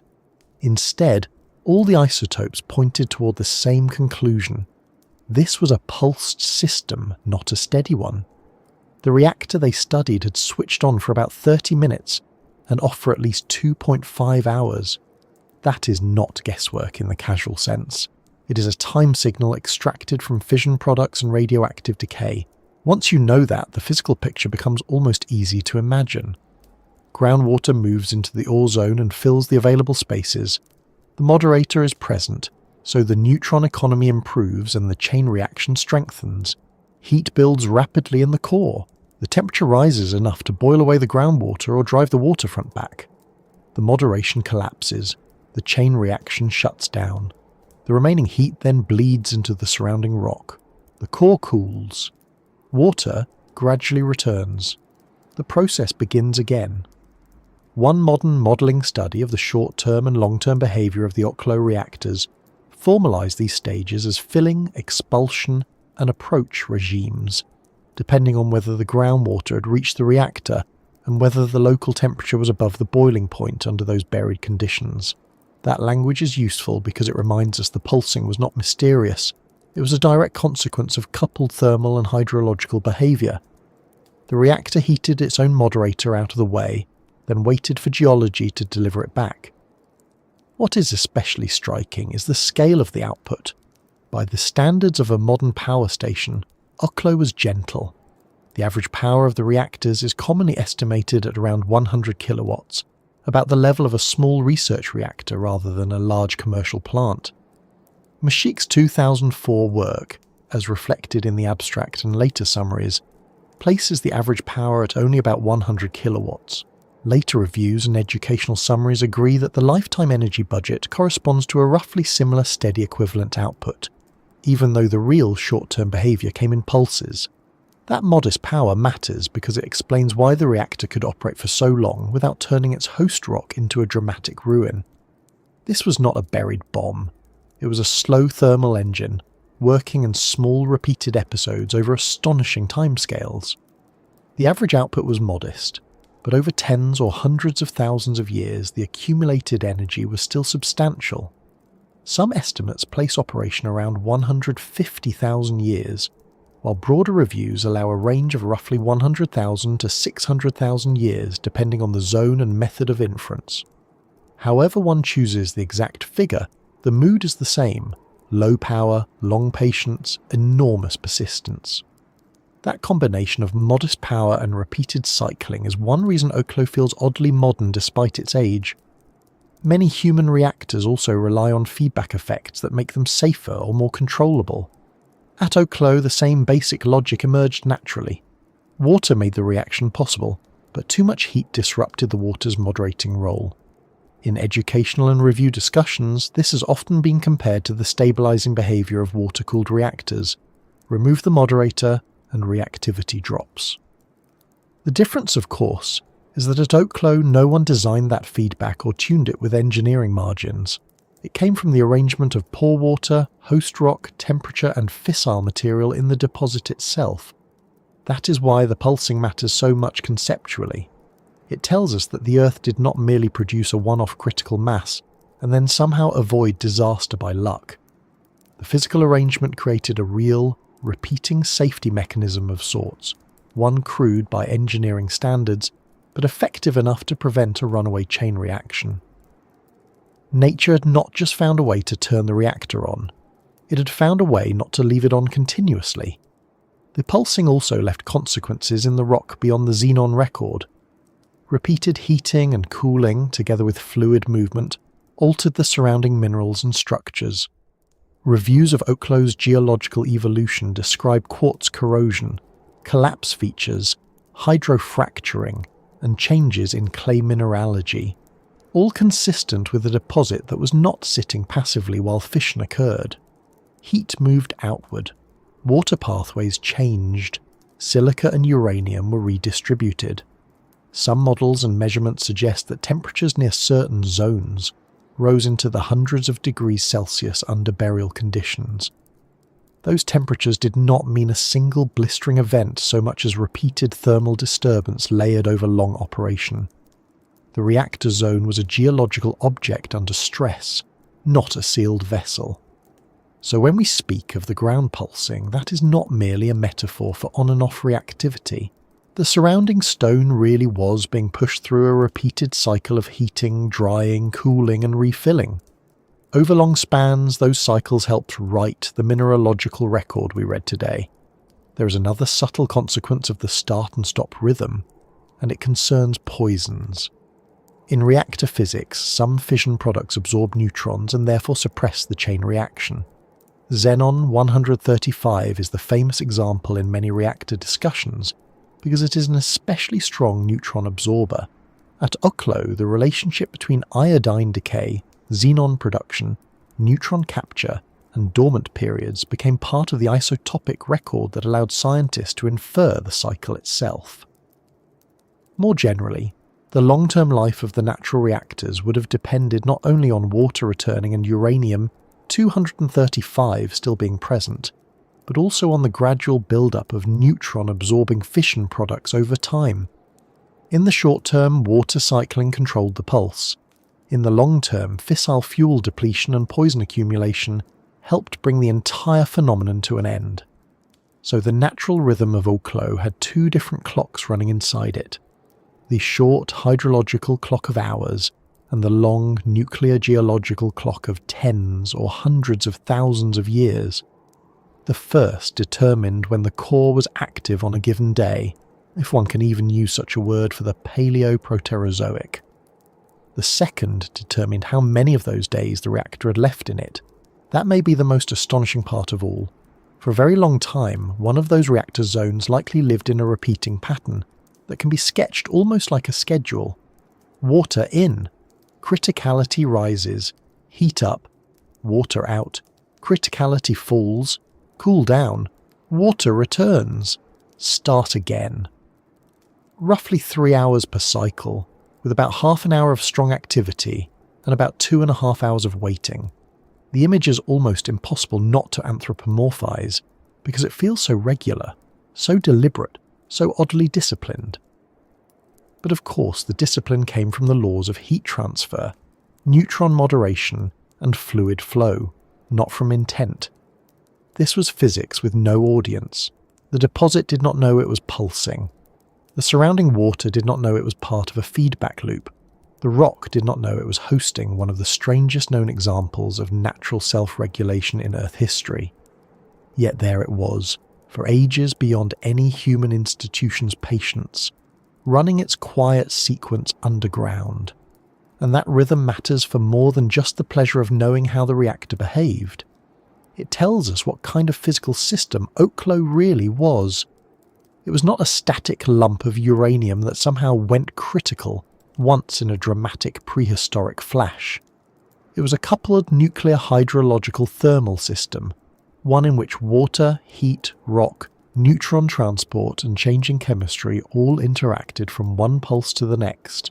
That is why the next step in the story leads naturally away from the rhythm itself and toward the deeper physics inside it. Because once the ground begins to pulse in this way, one wants to know not just that it happened, but what that pulsing meant in terms of fission, heat, neutron behaviour, and the hidden energy moving through the rock every time the reactor woke up again. By the time the Oklo reactors had settled into their repeating pattern of waking and sleeping, something more important than the rhythm itself was already underway. Every active pulse meant real nuclei were being split in the dark. Uranium-235 atoms absorbed neutrons, became unstable, and broke into smaller fragments, releasing more neutrons and a burst of energy each time. That is the central physics of fission, whether it happens in a 20th century reactor vessel or in an ancient ore body under Gabonese rock. The difference at Oklo is not the basic mechanism. The difference was the setting. The chain reaction took place inside a natural core made of uraninite-rich ore and clay, using ordinary groundwater as moderator. Water slowed the neutrons enough to keep uranium-235 fissioning efficiently, and when the water was driven off by heat, the reaction weakened or stopped. So the quietness of Oklo should not be mistaken for gentleness in the atomic sense. At the nuclear scale, every pulse was a cascade of broken heavy nuclei, freed neutrons, and energy release. Just without the steel, concrete, and bright instrument panels we usually associate with that process. That energy did not appear as some abstract bookkeeping entry in a physicist's notebook. It became heat in the rock. The fission fragments recoiled. Kinetic energy was deposited locally. Radiation interacted with surrounding material and the core warmed.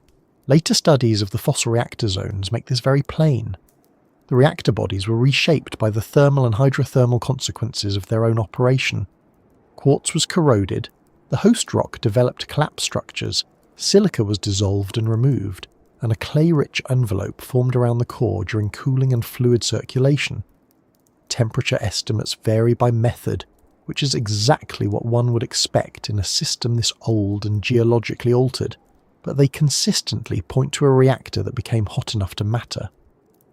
One classic lutetium-based estimate suggested about 280 plus or minus 50 degrees Celsius, while fluid inclusion studies in quartz and nearby minerals indicated temperatures above 200 degrees and in some cases up to roughly 400 to 440 degrees Celsius, with earlier interpretations even suggesting 450 to 600 degrees. In short, the energy stayed underground, but it did not vanish. It transformed the mineral fabric around the reactor zones. That is why the phrase quiet catastrophe is useful here, provided one uses it carefully. Oklo was not a catastrophe in the sense of an explosion or a runaway disaster. It was quiet because the power was modest and the system self-regulating. It was catastrophic only in the literal physical sense that nuclei were being shattered apart in great numbers. Heavy atoms that had sat intact for geological ages were suddenly breaking into lighter elements and rearranging the isotopic future of the ore. The proof of that survives in what researchers call physiogenic isotope ratios, the unmistakable signatures left by elements such as zirconium, niobium, molybdenum, ruthenium, and rare earths produced or altered by fission. Those strange isotope patterns are the reason nobody can reduce Oklo to a curiosity of odd uranium ratios.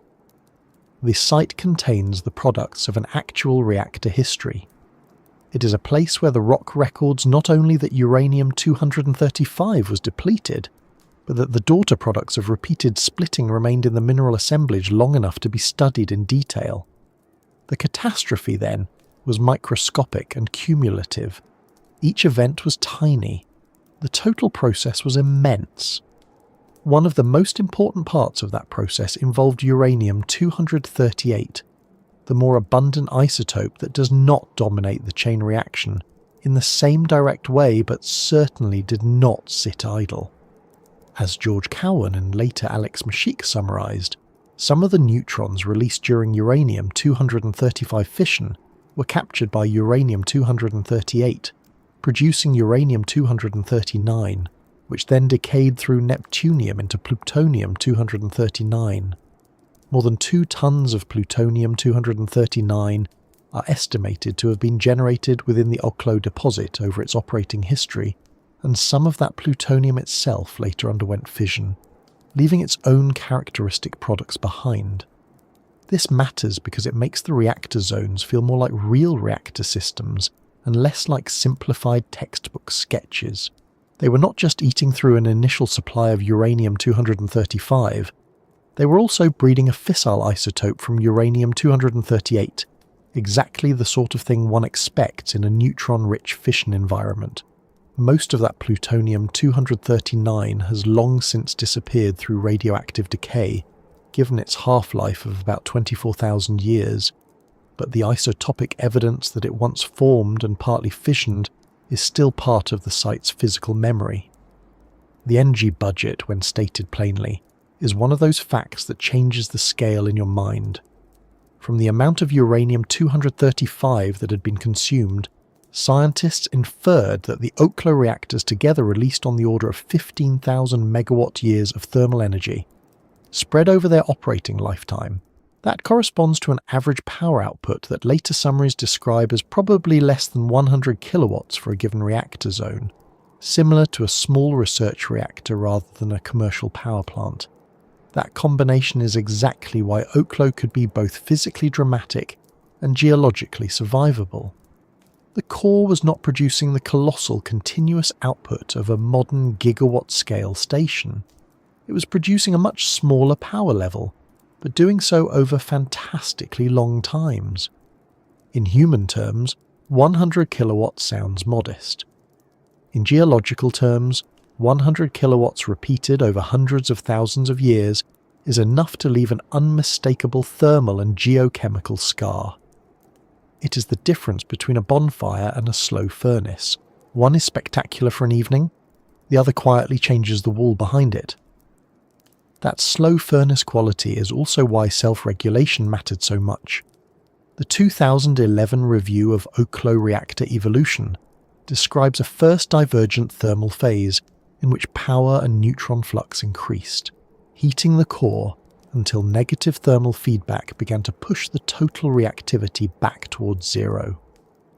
The authors point to two main contributors to that feedback: the temperature dependence of moderation, linked to volume changes in the moderator, and the temperature dependence of neutron capture by uranium-238 resonances, the familiar Doppler effect of reactor physics. In modern language, the core heated itself toward a state where the physics became less favourable for continued reactivity. The same review notes that for Oklo, the moderator contribution was probably always negative because of the moderator composition and the presence of solid poisons. Once the reactor crossed that threshold into stable operation, its power level was naturally adjusted to the heat dissipation ability of its environment. That is a very important sentence. It means the thermal environment was not just a backdrop, it was part of the control system. The rock, water, and heat flow were inseparable from the neutronics. This is where the hidden energy becomes genuinely interesting rather than merely large. In many engineering discussions of reactors, one tends to separate neutronics from geology, as though one governs the core and the other governs the site. Oklo does not permit that separation. The core geometry, clay content, water distribution, and host rock permeability all participated in the neutron economy. Heating changed the moderator changed the neutron spectrum. The neutron spectrum changed the rate of fission. The fission rate changed the heat, and the heat changed the mineral and fluid environment around the core. The 2011 Oklo evolution paper goes further and describes a long-term interplay between fission product poisons, continuing uranium concentration processes, and slow changes in core geometry. While uranium was being consumed by fission, incoming charge solutions could still bring in uranium, and progressive dissolution of silica could compact the core, increasing uranium concentration while also reducing effective moderation. So even on long time scales, the physics was not frozen. The reactor was evolving as it operated. It was in effect rewriting its own working conditions while still inside them. One should also not underestimate the importance of fission poisons in this story. The Oklo review explicitly names xenon 135 and samarium 149 as major neutron absorbers with very large capture cross-sections. Xenon 135, with its short half-life, tracks changes in neutron flux on relatively short timescales, while samarium 149 and other long-lived products contribute to longer-term anti-reactivity. That means every pulse of power was also manufacturing some of the materials that make the next pulse harder to sustain. In a modern reactor, this is a familiar operational problem. At Oklo, it was part of the natural bookkeeping of the core. Short-term shutdowns were driven mainly by water and heat, but long-term decline depended on fuel depletion and poison accumulation. So the reactor's hidden energy always came with a hidden tax. Each round of fission made future rounds a little more difficult. That is part of why the system could not run forever, even if groundwater kept returning. The reactor was slowly poisoning itself as it worked, one of many respects in which the site behaved less like a wild curiosity and more like a serious reactor problem laid out in stone. The surrounding rock paid the price for all of this in ways that can still be measured. The SKB synthesis on Oklo notes that fluid inclusions in quartz near the reactor zones recorded temperatures between roughly 400 and 500 degrees Celsius in some cases, while other inclusions and minerals recorded lower late-stage cooling temperatures. Near reactor zone 10, a temperature gradient of around 40 degrees Celsius per metre was interpreted as the result of conductive cooling. At the same time, the same report emphasises convecting hydrothermal fluids during both the nuclear reactions and subsequent cooling, dissolving silica, causing volume decrease and collapse, and later precipitating phyllosilicates, calcite and apatite. In plain terms, the core was not merely warming up and cooling down in place like a kettle on a shelf. Heat transport was partly conductive, partly tied to moving fluids, and those fluids altered the mineral landscape as they passed. The quiet catastrophe, then, extended beyond the reactor zone itself. The hidden energy did not stay hidden from the minerals. It reorganized them, leaving the sort of textures and alterations that geologists now use as clues to what happened. There is a further subtlety here that makes Oklo unusually valuable as a natural analogue. Because the energy release was modest and prolonged rather than violent and brief, the site offers a record of how fission products, actinides, and altered minerals behaved in a real geological setting that was heated, fractured, chemically modified, and then left alone for almost 2 billion years. That is why Oklo matters far beyond its headline value as a prehistoric reactor. It lets researchers study what becomes of spent fuel-like material after immense spans of time in rock. The evidence is mixed in the way real geology is always mixed. Some elements moved more than others, some were retained with surprising stubbornness, some escaped. But the site shows that a natural reactor could generate heat, breed plutonium, produce a broad inventory of fission products, alter its surroundings substantially, and still leave a readable record of both nuclear and geochemical processes after almost unimaginable durations. In that sense, the hidden energy at Oklo was not only hidden in the past, it is also hidden in the lessons the site still contains for modern questions about radionuclide transport and geological containment. What I find most satisfying, though, is how all of this strips the story of any need for exaggeration. You do not have to pretend Oklo was a giant natural power plant lighting up the Precambrian.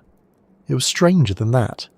It was a low-power, long-duration, self-moderating, self-limiting nuclear system embedded in sedimentary rock. Its average output was modest. Its local effects were substantial. Its total energy release was large over time. Its short-term behaviour was governed by water and heat. Its long-term behaviour was governed by fuel burn-up, poison build-up, and slow geological change. It generated plutonium, left fission products, altered minerals, and heated the surrounding rock to temperatures that could dissolve silica, drive hydrothermal circulation, and leave measurable gradients. And all of this happened beneath the surface, without visibility, without sound in any human sense, and without any observer for nearly 2 billion years. That is the physics of a quiet catastrophe. The violence was all at the scale of nuclei. The persistence was all at the scale of geology. And because the rock held onto enough of both stories, we can still follow the energy from the split atom outward into the altered stone, which is exactly where the next question starts to become unavoidable. How did nature manage to contain the products of its own reactor for so long without simply letting everything drift away into the wider Earth? Once the ground at Oklo had split atoms, bred plutonium, heated itself, driven water away, cooled, and begun again, a new question quietly took over the story. It is one thing for nature to start a reactor. It is another thing for nature to live with the aftermath. A reactor does not merely consume fuel and produce heat. It leaves behind a crowded chemical inheritance, altered uranium, actinides such as plutonium and neptunium, a long list of fission products, noble gases, alkali metals, rare earth elements, metallic inclusions, damaged minerals, changed fluids, and a rock body that has been pushed through a thermal event it did not previously expect. In modern terms, we would call that an inventory problem. At Oklo, the remarkable thing is not that everything stayed perfectly in place forever, because it did not. The remarkable thing is that so much of the important material stayed as close to home as it did for nearly 2 billion years, in ordinary rock, with no engineered canister, no copper shell, no bentonite barrier laid down by human hands, and no institutional plan more complicated than the laws of geochemistry, patiently doing their work.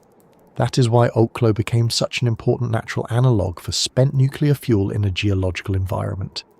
It is not a fairy tale about perfect sealing.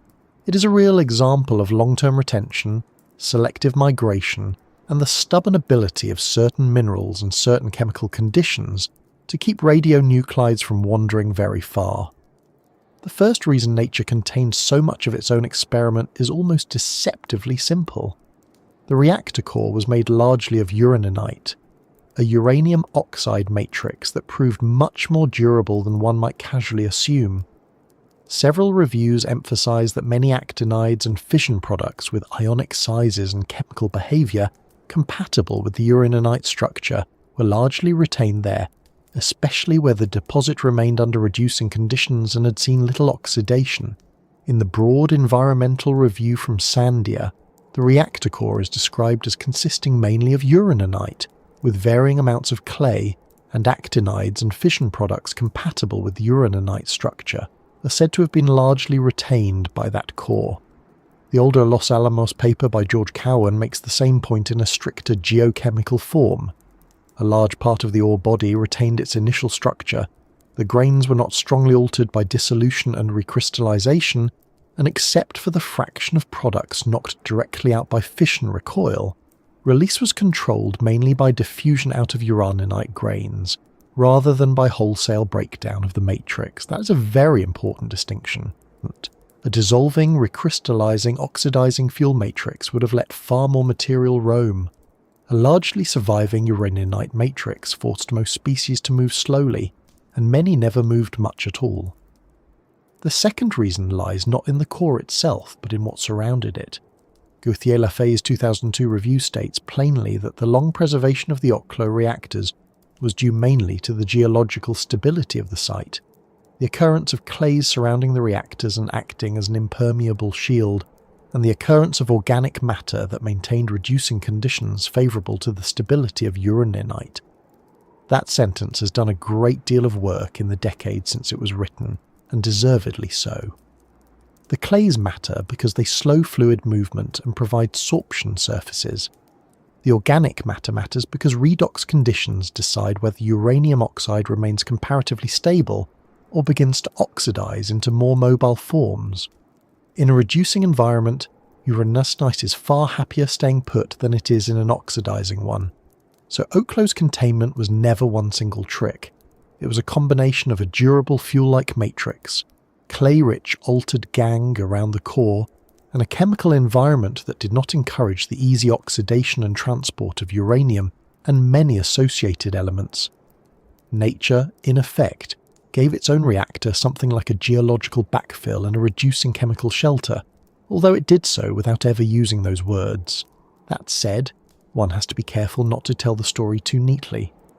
Oklo was not a perfect vault, and the evidence says so clearly. The same IAEA account that praises the site as a glimpse of a repository after millions of years also notes that some elements remained largely in their original places while others migrated. Uranium, neptunium, plutonium, niobium, yttrium, technetium as recorded through its daughter products, zirconium, and many rare earth elements are listed among the species that remained in place to a large degree. By contrast, alkali metals such as rubidium and cesium, alkaline earths such as barium and strontium, the noble gases molybdenum, cadmium, lead, and iodine are identified as migrants. The Sandia review makes the same point with more detail. Gaseous and volatile fission products such as xenon, krypton, iodine, cadmium, and cesium were largely lost from the reactor. Highly mobile alkali and alkaline earth elements like rubidium, strontium, and barium were also lost, while rare earth elements, yttrium, neodymium, and zirconium were largely retained in the uraninite core, the reactor clays, phosphate phases, and uranium, or zirconium-bearing silicate phases. So the containment at Oklo was selective, not absolute. The site held on to what its mineral structures and redox conditions were good at holding, and it let more volatile or chemically incompatible species escape more easily. That selectivity is not a weakness in the story. It is exactly why the site is scientifically useful. It behaves like real geology, not like a moral lesson. One of the most persuasive lines of evidence for retention concerns plutonium, neptunium, and uranium themselves. The Sandia synthesis notes that large amounts of thorium-232 in the reactor cores are taken as evidence that uranium and plutonium did not migrate much during criticality, because thorium-232 was produced through decay chains involving uranium-236 and plutonium-240 that were themselves created by neutron capture during reactor operation.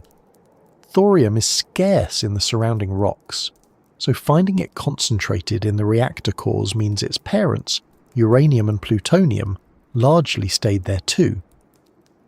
The same review says plutonium was also retained by clays in the argile de Pile, as shown by enrichments of uranium-235, the long-lived daughter of plutonium-239, in some reactor clay samples. It also notes that concentrations of stable bismuth-209, the daughter of neptunium-237, suggest neptunium was mostly retained by the reactor core as well. Those are not casual clues. They are the sort of isotopic fingerprints that let scientists reconstruct whether actinides moved or sat tight. And at Oklo, they say that the most worrying heavy species in a waste disposal context did not, for the most part, rush off into the wider crust. They stayed close enough to leave a coherent actinide story inside and immediately around the cores. Another reason the site retained so much is that some fission products found secondary homes of their own. Not everything had to remain dissolved in or structurally bound to uraninite to stay nearby. The SKB review summarizes how ruthenium, rhodium, palladium, tellurium and molybdenum were found in tiny inclusions within reactor zones, often arsenides and sulfides that earlier workers somewhat misleadingly called metallic aggregates, because of their resemblance to inclusions in spent nuclear fuel. The existence of these aggregates indicates that migration of the platinum group elements and related species occurred only on a small scale before they were trapped again. The Sandia review says much the same, noting that molybdenum, technetium through its daughter signatures, ruthenium, rhodium, and other metallic elements were retained in metal or metal oxide inclusions, arsenide sulfide inclusions, and reactor clays. This is a deeply geological solution to a nuclear problem. If a species leaves one phase but is promptly captured by another nearby phase, the overall system can still be very retentive. Oklo did not preserve its reactor products by freezing them all in one mineral forever. It preserved many of them by giving them limited pathways and then new traps not far from where they started. Even the materials that did move teach an important lesson, because they show how escape really happened. Cowan's 1977 paper describes a two-step path. First, products escaped from uraninite grains. Second, they were transported out of the gangue. He identified fission recoil as a prompt mechanism that could knock some products directly into surrounding minerals, while longer-term release from the grains was limited mainly by diffusion rates rather than by wholesale destruction of the matrix. That means the matrix itself acted as a major brake on transport. If one can keep the uranium oxide intact and the surrounding geochemical conditions broadly similar to those at Oklo, Cowan argued, most species would decay in place before travelling very far. His phrasing is memorable because it cuts straight to repository relevance. The principal geochemical requirements for a suitable storage site are those that ensure survival of the UO2 matrix, particularly pH and EH, conditions similar to those at Oklo. In other words, the Earth's containment strategy was not magic. It was slow release, mineral survival, and unfavourable conditions for rapid transport. When those conditions held, even a reactor's waste inventory could age in place rather than sprint away. What complicates the story and makes it more valuable is that Oklo's containment history did not consist of one single quiet interval from reactor shutdown to the present day. Later geological events disturbed the site. The SKB report identifies a second period of element migration during the time of dolerite dike intrusions, roughly 1,000 to 750 million years ago, based on isotopic studies of radiogenic lead in uraninite and galena, with particular effects seen near reactor zone 13. The same review also points to much more recent supergene weathering, including evidence that weathering affected uranium-lead systems and produced young secondary minerals such as torbanite. The Sandia review likewise notes evidence for some actinide and fission product migration during criticality itself, during dolerite dike intrusion, and due to recent supergene weathering. This is exactly the sort of imperfection that makes Oklo a strong analogue rather than a weak one. Over nearly 2 billion years, the site was not left in a museum case. It experienced heating, fluid circulation, tectonic disturbance, and weathering, yet still preserved a great deal of its nuclear history. The containment was real, but it lived through disturbance rather than in the absence of it. That distinction matters because the romantic version of geological containment imagines stillness. Oklo suggests a more realistic picture. The system endured because the important trapping mechanisms were robust enough to survive episodes of change. The site remained geologically stable enough overall, chemically reducing enough in critical zones, and mineralogically retentive enough that even after later perturbations, a large part of the actinide and compatible fission product inventory stayed in or near the cores. Gauthier-Lafay's review is careful here, emphasising both the value of the site as a natural analogue and the complexity of the hydrogeochemical system, along with the lack of perfectly precise data about every retention and migration mechanism. That caution is healthy. Oklo does not prove that any repository anywhere will work simply because a natural reactor once did. What it does show is that, in a fractured host rock, without engineered barriers, certain combinations of geology, clay alteration, organic matter, and redox state can keep uranium, plutonium, neptunium, and many other species astonishingly localized over spans of time that dwarf human civilization. That is not a final answer to repository science, but it is far more than an anecdote. There is also a psychological reason Oklo feels so persuasive in this role. Computer models can project, extrapolate, and simulate, but they are always haunted by the fact that no human experiment can run for 1,000,000 years, much less 1,000,000,000. Oklo reduces that problem by replacing prediction with observation. The IAEA publication on analytical applications of nuclear techniques says that isotopic changes at Oklo offer a glimpse of a final repository after millions of years, a better picture than any computer simulation had been able to provide at the time. That is a strong claim, but one can see why people made it. Here was a real reactor in real rock, with real fission products, real plutonium generation, real heat, real fluid movement, and a 2 billion year aftermath. Even its failures are useful. The fact that xenon and krypton escaped, that cesium and strontium did not remain as stubbornly as rare earths, that lead mobility can be substantial. All of that helps separate species likely to move under certain conditions from those that are far more likely to stay locked into mineral hosts. Oklo is not reassuring because it tells a simple story. It is reassuring because it tells a complicated one in which many important things still did not get very far. And perhaps the most elegant part of nature's containment strategy is that it was never a single barrier at all. First there was the fuel matrix, uraninite, holding onto a large share of compatible elements. Then there were nearby inclusions, phosphates, silicates, sulfides, and arsenides that trapped other species after short journeys. Around that sat the reactor clays, altered hydrothermal gangue that both reduced permeability and provided chemically active surfaces.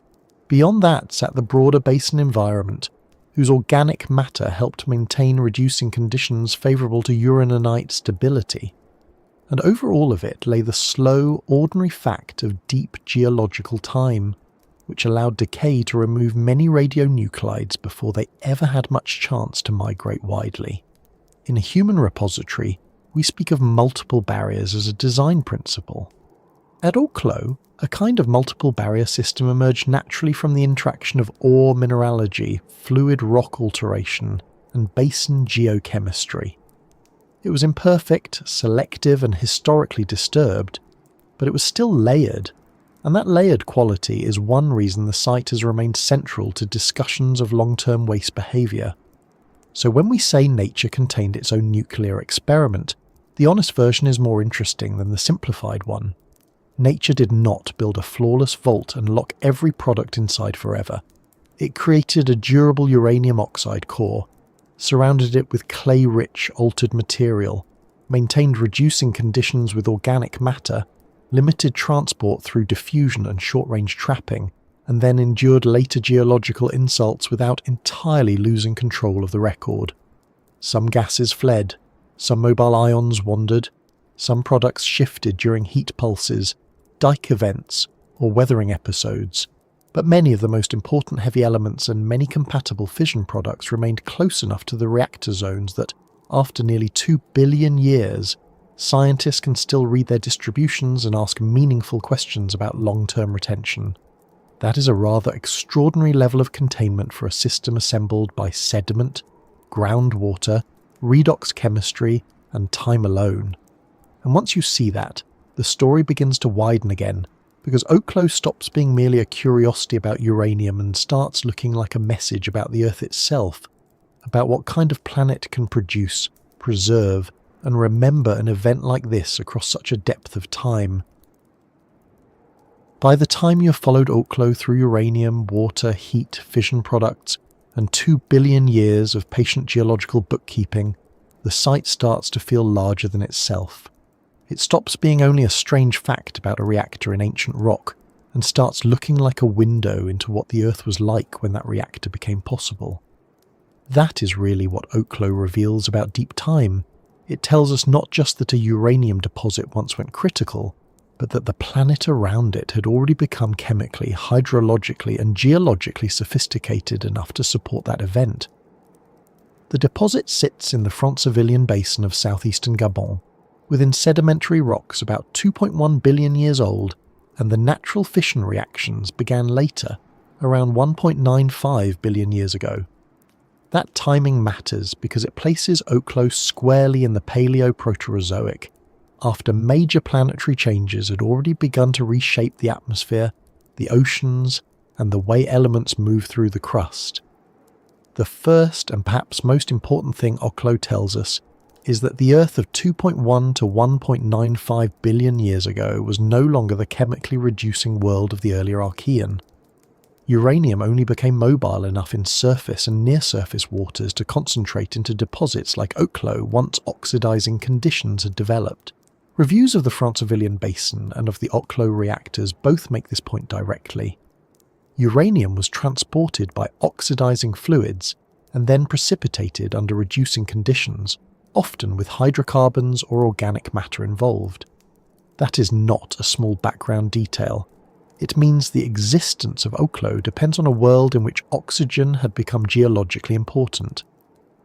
Researchers explicitly tie this setting to the Great Oxidation Event, commonly placed around 2.45 to 2.20 billion years ago. after which oxidized continental waters and more oxygenated marine margins became possible on a much broader scale. Oklo, in other words, is one of the most concrete reminders that Earth's atmosphere had already crossed a major threshold by then. That matters because oxygen did far more than make the sky and ocean chemically different. It changed the travel habits of elements. In an earlier world with too little oxygen, uranium could not be dissolved, transported and reprecipitated in sedimentary basins in the same way. By the time the Francevilian sediments were laid down, oxidizing fluids could move uranium through pore spaces and fractures in sandstones and conglomerates, while reducing environments helped trap it. The 2002 review of Oklo makes the logic very clear. If you want extremely high uranium concentrations in a sedimentary setting, you need dissolution and precipitation episodes, and that in turn requires enough oxygen in water to let uranium change oxidation state and move. So Oklo does not just show us an ancient reactor, it shows us a planet where the oxygen cycle had become powerful enough to reorganize the crustal behavior of a heavy metal and stack it into ore bodies rich enough for natural fission. That is a fairly advanced thing for a planet to be doing. The second thing Oklo reveals is that the Francevilian Basin was not some battered scrap of old crust, barely holding together. It was, and still is, one of the unusually well-preserved archives of the Paleoproterozoic. A 2024 dating study notes that the sedimentary sequences of the Francevilian Basin are well preserved and have been dated by multiple methods, while a basin review emphasises how the sediments host both the uranium deposits and other major mineral systems. Another study describing the setting states that the basin is only weakly deformed and not metamorphosed in the way many comparably old rocks elsewhere have been. That preservation is crucial. If the basin had been strongly metamorphosed, deeply recrystallized, or thoroughly folded and reworked, the isotopic and mineralogical memory of Oklo would likely have been blurred beyond recognition. So one lesson from Oklo is almost embarrassingly practical. Deep Earth history is not only about what happened, but about whether the record survived. The Francevilian Basin survived well enough to remember. That preservation extends beyond the reactor itself and into the wider life and chemistry of the basin. The Francevilian succession contains organic, rich black shales with very high total organic carbon, in some cases up to about 15%, and these shales have been described as source rocks for hydrocarbons. A 2007 chemical geology study even identified oil and biomarkers associated with the Oklo natural fission reactors. So the basin was not just a place of uranium concentration, it was also a place where organic matter accumulated, matured and entered a genuine petroleum-style system. That is one of the most revealing parts of the story, because it shows a Paleoproterozoic Earth already running cycles we normally associate with much later geology: burial of organic rich sediments, hydrocarbon generation, migration, trapping, and redox-controlled mineral precipitation. When people think of the deep past, they often imagine something chemically primitive and unfinished. Oklo says otherwise. The basin around it was already operating with a degree of sedimentary and geochemical complexity that feels surprisingly modern. That hydrocarbon connection is more than just a curiosity. It helps explain why Oklo formed where it did. Reviews of the basin explicitly describe uranium being reduced and precipitated by hydrocarbons derived from the black shales and migrating into the Fa sandstones. In other words, the ancient oil system and the ancient uranium system were linked. The basin's organic matter did not simply sit there waiting to become a talking point in a paper. It actively shaped where uranium ended up. This is one of the reasons Oklo reveals so much about Earth's deep past. It shows us a world where atmospheric oxygen, basin hydrology, sedimentary architecture and organic geochemistry had all become entangled. Nothing in the story works in isolation. The oxygenated fluids mattered because they could transport uranium. The organic-rich shales mattered because they could reduce and trap it. The faulted and porous basin mattered because it gave those fluids and hydrocarbons pathways to move. Oklo is what happens when those systems stop being separate chapters in a textbook and start interfering with one another underground. The basin also reveals something about the ocean and shoreline world of that time. More recent geochemical work on the Francevilian group argues for marine deposition and indicates that the Paleo-Proterozoic ocean there had become oxidized enough for cerium anomalies to form, which is a useful sign of changing redox conditions in seawater.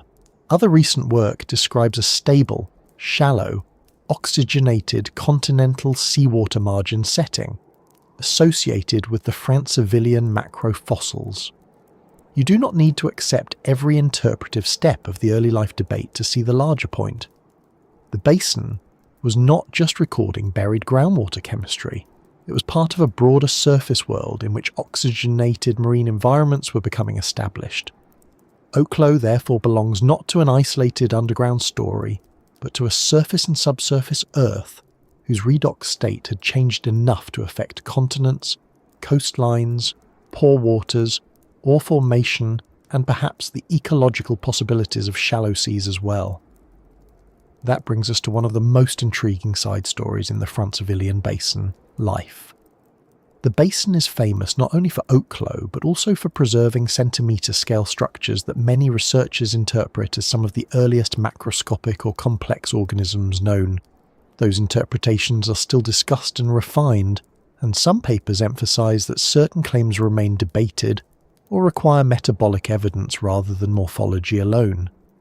Even so, recent work continues to treat the Francevilian group as hosting some of the oldest macroscopic fossils or macrofossil-like structures, and several papers frame the basin as a rare environment in which early complex life may have taken hold soon after the Great Oxidation event. The important point here is not to oversell certainty. It is to notice the coincidence of archives. The same basin that preserves natural nuclear reactors also preserves evidence relevant to the emergence of more complex biospheric behaviour. That is a remarkable combination. It suggests a world in which oxygenation, nutrient cycles, shallow marine environments, organic burial, and redox-driven mineral systems were all changing together. Oklo sits inside that wider planetary transition. Seen that way, Oklo becomes less a freak event and more a marker of Earth's middle age, if one can call 2 billion years ago middle age without sounding too casual about planetary history. The Earth was no longer young in the violent Archean sense, with extremely low oxygen and different surface chemistry, but it was not yet the later Phanerozoic-style world of forests, animals, and familiar atmospheric stability either. It was in transition. The Francevilian Basin formed during and after major tectonic and sedimentary events associated with the Ebonian orogeny, and a 2016 review emphasises that diagenetic fluids later immobilised uranium in the Oklo, deposited essentially the same time the natural fission reaction started, around 1.95 billion years ago. That shows us a planet still very active tectonically and fluid dynamically, yet already capable of preserving long sedimentary records and local environmental complexity. So Oklo reveals a deep past that was neither primitive nor settled. It was a world where large planetary transitions had already happened, but many local systems were still being reorganised by burial, faulting, and basin evolution. It also reveals something humbling about timescale itself. Humans often divide planetary history into neat eras and imagine that each had a single character. The Paleo-Proterozoic becomes the age of oxygenation, or the age of simple life, or the age before complex ecosystems. Oklo complicates that neatly. This one place shows a planet with oxygenated fluids, high-grade uranium mineralization, organic rich source rocks, hydrocarbon migration, tectonic remobilization, localized natural reactors, and possibly some of the earliest large organized life forms in the same broad basin history. That is not a simple world. It is a chemically and ecologically layered world. Oklo reminds us that deep time was not one long stretch of dull waiting before the Earth became interesting. It was already crowded with intersecting processes. We notice that mostly when the record is good enough, and in Gabon the record is unusually good. There is another lesson tucked into the site, and it concerns preservation. The Francevilian Basin is well known specifically because so much of it stayed readable. A 2024 RIOS dating paper stresses that the basin's sedimentary record is preserved well enough that different geological events can still be traced through multiple dating methods. That matters because the deep past is often lost not because nothing happened, but because too much happened afterward. Rocks are heated, crushed, dissolved, buried, uplifted, metamorphosed, or simply eroded away. At Oklo, enough of the original context survived that we can still connect uranium mineralization, later fluid remobilization, reactor operation, hydrothermal alteration, later disturbances, and present-day exposure into one coherent story. So what Oklo reveals about Earth's deep past is partly a story about Earth's ability to archive itself. The planet does not only perform strange experiments, sometimes it also keeps the evidence in working order for absurdly long periods. For that reason, Oklo tells us something almost philosophical without needing to become vague. It shows that the crust of the Earth is not just a surface to walk on, or a warehouse of minerals waiting for extraction. It is a historical medium. It stores transitions.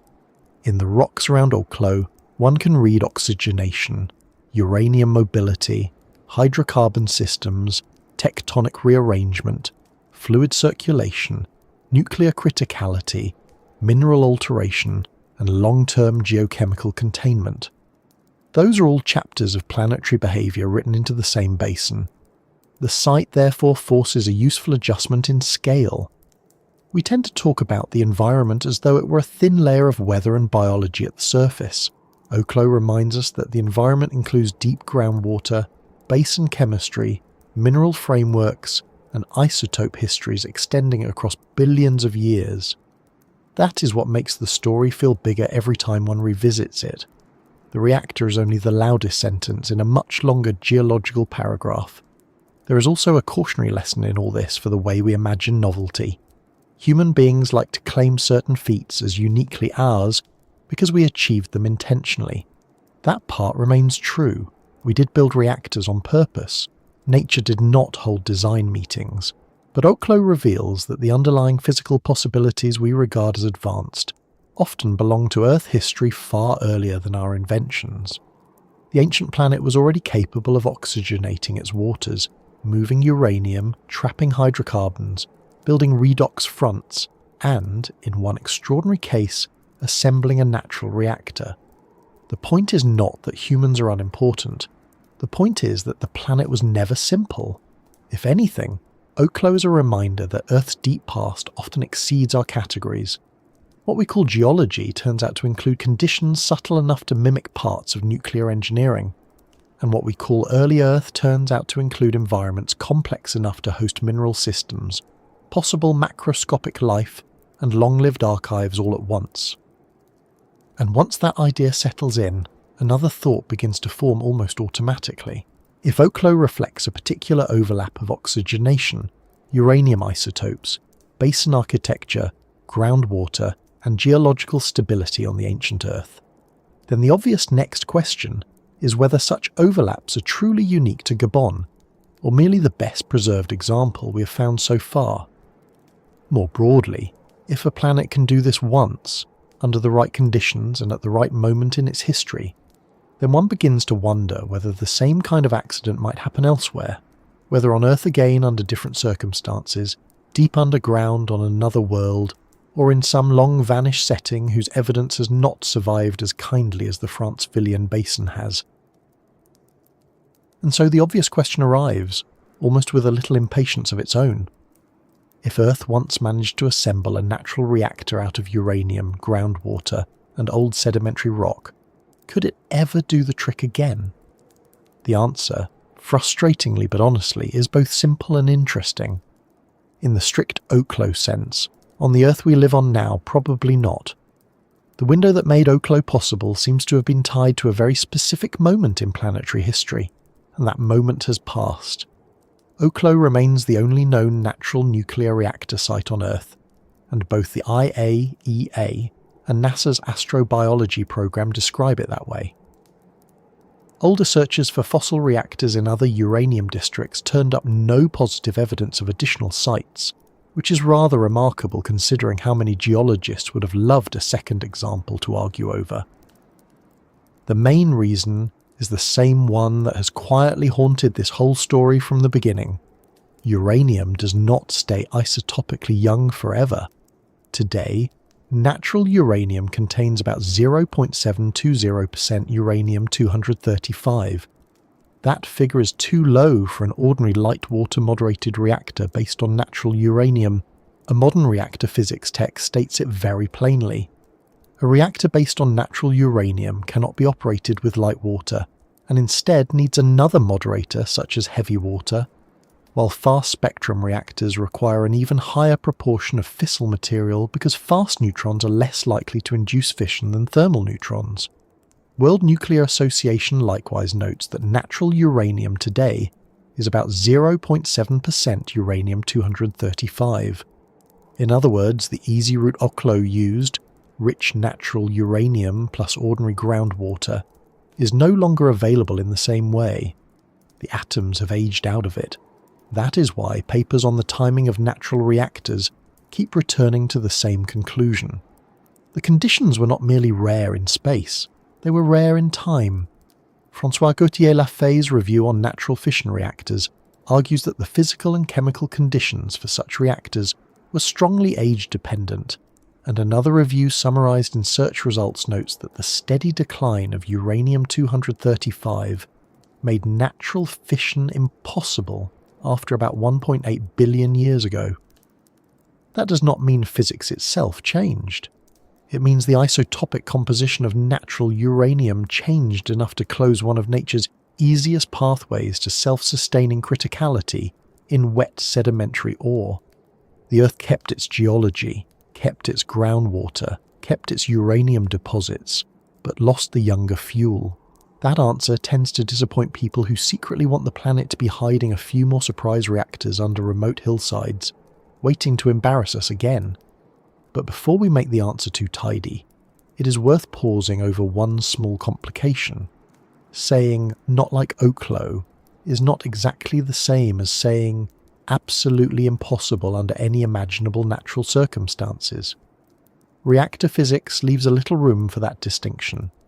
A system using natural uranium cannot run with ordinary light water as moderator today, but heavy water systems can use natural uranium, and fast systems use different neutron behaviour altogether. The trouble is that heavy water is rare in nature. Fast reactors need still more favourable fissile conditions, and there is no known natural setting on present-day Earth that comes even close to assembling such a combination. So the honest phrasing is that a modern Earth version of Oklo is not known, not expected, and not supported by present conditions, even if the laws of physics are not in the business of forbidding every exotic thought experiment. That distinction matters because it keeps us from sliding into two opposite mistakes. One is to say, nature did this once, so perhaps it is doing it all the time. The other is to say, nature did this once, so it was a miracle that can teach us nothing general. Both are wrong. Oklo shows that natural criticality is physically real when the fuel, moderator, chemistry, and geometry line up. At the same time, the fact that no other confirmed site has been identified despite dedicated searches tells us the combination is exceptionally uncommon, at least in the surviving geological record. In a way, that is the more interesting conclusion. The Earth is capable of the phenomenon, but not casually. It can do it, but only while juggling a rather absurd number of conditions without dropping any of them. There is also the awkward possibility that the Earth once produced more such reactors than we now know, and then simply erased the evidence. Deep time is not kind to archives. Rocks are buried, metamorphosed, melted, weathered, faulted, and subducted. Gauthier-Lafay's review describes the Gabon reactors as unique, but uniqueness in geology often means unique among what survived well enough to identify, not necessarily the only thing that ever happened. Another 2022 review on the ubiquity of fission reactors throughout time and space asks exactly this question: whether Oklo was truly the only one ever to occur on Earth or elsewhere. That paper is not presenting a settled answer so much as reopening the scale of the possibility. It is a reminder that the record of the deep past is always biased toward the fortunate survivors. Oklo may be singular, it may also be the best preserved witness of a class of events that was once slightly less lonely. That remains uncertain. If one moves backward in time instead of forward, the speculation becomes even more tempting. Some researchers have argued that natural reactors may have been much more common on the very early Earth, especially in the Hadean, because the natural abundance of uranium-235 would have been dramatically higher than it was even at Oklo. A 2017 paper proposing a nuclear geyser model for the origin of life explicitly says natural nuclear reactors were likely common in the Hadean Earth because of that higher uranium-235 abundance. That is a striking claim, and it deserves to be labelled as what it is: a speculative hypothesis, not an established picture of early Earth. It may turn out to be partly right, partly wrong, or mostly imaginative. But it does rest on a real physical point. If you run the uranium clock back far enough, natural terrestrial uranium becomes far richer in fissile material than it is today, which means early rocky worlds would, at least in principle, have had much less trouble reaching criticality than ours does now. That is where the question gently escapes Earth altogether. If the underlying requirements are fuel, concentration, a moderator or suitable neutron economy, and a geological setting that holds the arrangement together, then nothing in the laws of physics says such a thing could only happen here. What we can say with confidence is much narrower. No confirmed natural reactor has been found anywhere beyond the Oklo region of Gabon, and even on Earth only one such region is known. NASA's astrobiology material refers to Oklo as the only such spot found, and the IAEA calls it the Earth's only known natural nuclear reactor. So when we start speaking about Mars, icy moons, ancient asteroids, or exoplanets, we have crossed from evidence into inference. It is a defensible inference, but still an inference. Other worlds could, in principle, host natural reactors if they once had sufficiently concentrated uranium and the right moderation conditions. We just do not have a confirmed example. Mars is the obvious place the imagination goes first, partly because it is rocky, old, and geologically varied, and partly because humans are constitutionally unable to mention ancient planetary oddities without eventually bringing up Mars. But the current state of knowledge is plain.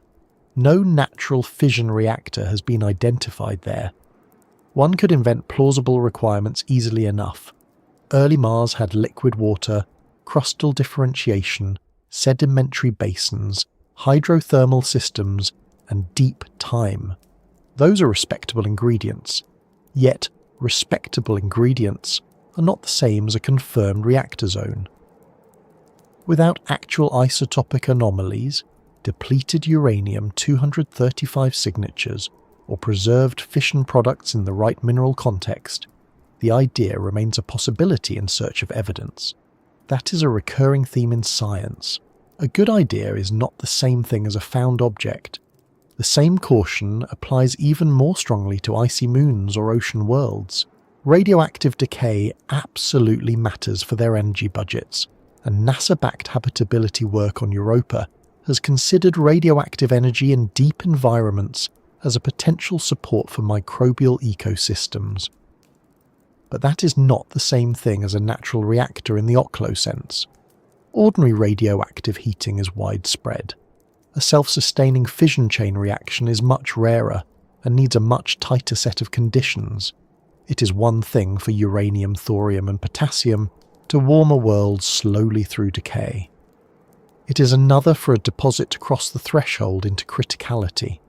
So if one is being careful, the right statement is that other worlds may be hospitable to radiogenic energy in many forms, while natural reactor behaviour remains unconfirmed and highly conditional. There is a pleasing irony in that. The universe is full of radioactivity, but the specific thing we call a reactor is much fussier than radioactivity itself. That is why Oklo remains so valuable. It is not evidence that natural reactors must be common. it is evidence that they need not be impossible. And that is a very different kind of lesson. It is the difference between saying, the cosmos is crowded with these things, and saying, under the right circumstances, nature can cross this threshold without help. Once you accept the second statement, you begin to ask better questions. Not where are all the reactors, but which worlds once had the chemistry, timing, and geological architecture to give themselves a chance? That question naturally leads back to Earth in another way, because the future of Oklo research is not only about finding more sites, it is also about reading the one site we have more carefully. Bangombe, the preserved reactor in the same broader district, remains especially important because most of the other Oklo-Kelabonda reactor zones were mined out or are no longer accessible. Reviews note that Bangombe is the one reactor preserved in place together with its host rocks. That makes it unusually valuable for continued in situ study of radionuclide migration, basin fluids, and the mineral scale record of natural criticality. In other words, even if the Earth never repeats the experiment, it has not finished explaining the first one. There are still pages left in the archive. There are also future questions that extend beyond geology into physics itself. Oklo is not merely a fossil reactor. It has become, somewhat unexpectedly, one of the most sensitive terrestrial tests of whether certain fundamental constants have changed over geological time. Nuclear data studies and physics papers have used isotopic evidence from Oklo, especially samarium resonances, to place very strong constraints on possible time variation of the fine structure constant and related dimensionless constants. That is one of those wonderfully scientific plot twists in which a uranium deposit in Gabon stops being merely a mining and geochemistry story and turns into a laboratory for asking whether the deep rules of the universe have stayed the same for 2 billion years. A world that can leave behind a natural reactor can apparently also leave behind a quiet argument about the stability of physics itself, and that, perhaps, is the larger reason the question, could it happen again, is not really about suspense, it is about perspective. On today's Earth, an Oklo-style natural reactor appears effectively out of reach, because the uranium isotope ratio is no longer favourable, and no other confirmed site has turned up. On the early Earth, especially much earlier than Oklo, the idea may have been more plausible, though much of that remains speculative and poorly preserved. On other worlds, the laws allow the possibility, but evidence has not yet followed. So the answer is not yes, not no, but something more useful. Once, certainly. Now, probably not in the same way. Elsewhere, conceivable but unproven. There is something oddly calming about that answer. It keeps the wonder without turning it into fantasy. The Earth did not casually invent a reactor whenever it felt bored. It did so once, in a known place, during a known part of its history, under conditions we can partly reconstruct. That makes the event neither mundane nor mystical. It makes it historical. A thing happened because the world was arranged a certain way then, and because it was arranged differently later, the same thing is no longer easy. That is what good geology keeps teaching us. The planet is not static, and neither are the possibilities available inside it. What exists at one age of Earth may vanish at another simply because the ingredients have drifted apart. And once you have followed that thought all the way through, the final step in the story begins to feel less like a technical conclusion and more like a quiet human one. Because what stays with you is not merely that uranium once went critical in ancient Gabon, or that no one has found another site like it, or even that the same rock now helps test whether the constants of nature have changed. What stays with you is the fact that the Earth was doing intricate, consequential, almost absurdly sophisticated things long before we arrived to name them, which means the last thing left to ask is not whether the planet could repeat the trick, but what it means that it did it first.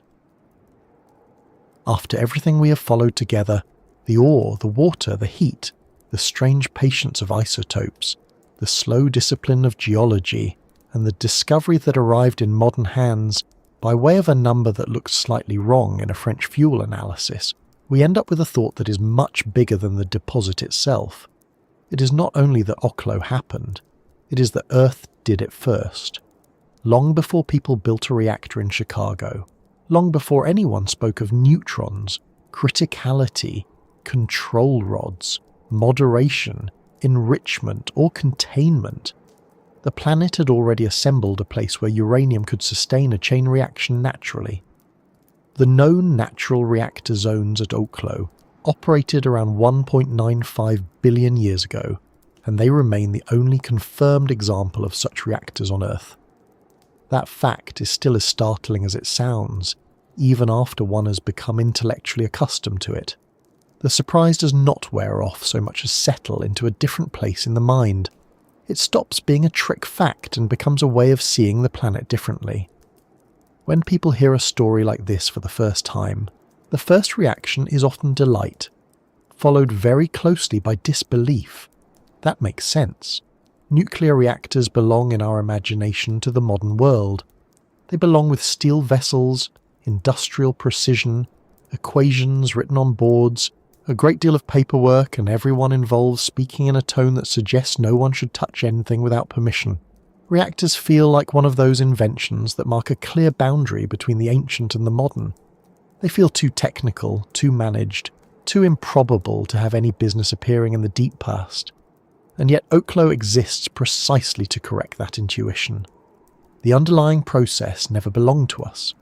The chain reaction was always a possibility built into the structure of matter.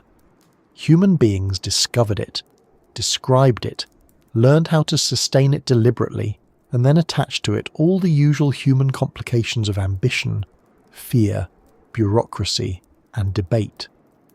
But the possibility itself was already there in the atoms. Oklo is what happens when a planet, without intention, happens to arrange those atoms and their surroundings into a configuration where the rules of fission can express themselves. There is something very healthy in that correction. Human beings are not always good at remembering the difference between inventing a thing and being the first place the thing was physically possible. We are particularly susceptible to this confusion when the technology is advanced, because advanced things flatter us. They make us feel like the culmination of a long upward line. We look at a reactor and think, surely this belongs to us in a special way. And in one important sense it does. The human achievement of building and controlling reactors intentionally is extraordinary. But Oklo reminds us that nature had no need to wait for us in order to be subtle. The Earth is not a primitive workshop that sat empty until engineers arrived. It is a chemically active, physically exact, deeply historical system that has been doing sophisticated things for billions of years, often without leaving evidence easy enough for us to notice until much later. A natural reactor is not an insult to human ingenuity. It is a reminder that ingenuity operates inside a universe whose possibilities are older than our species. That is one part of what it means that Earth did this first. Another part is scale. We live almost entirely inside the scale of our own lifetimes, and even when we try to think historically, we usually stretch only a few thousand years before the mind becomes tired and wanders off to make tea. Oklo does not permit that comfort. It forces us to think in two radically different scales at once. At the small scale, there is the atom, the neutron, the split nucleus, the fleeting isotope, the heat released in a pulse that might last around half an hour before the system shuts itself down for a few hours and begins again. At the large scale, there is the basin, the atmosphere, the rise of oxygen, the slow concentration of uranium, the burial of organic-rich sediments, the remobilization of ore, the operation of the reactor over vast spans, and then the preservation of its products for almost 2 billion years. The atom and the basin sit inside the same story. That alone is enough to change the way one thinks about geology. The crust is not merely old matter, it is matter capable of linking nuclear events to basin history in a continuous physical narrative. It also changes the way one thinks about time. Most of our technologies are built for urgency. They solve a problem now, deliver energy now, transmit information now, transport us now, and frequently break in a very timely fashion just after the warranty ends. Oklo belongs to a different order of time entirely. Its preparation took hundreds of millions of years of atmospheric change, crustal movement, sedimentation, fluid circulation and isotope decay. Its operation unfolded not as a dramatic instant, but as repeated low-power pulses over geological spans.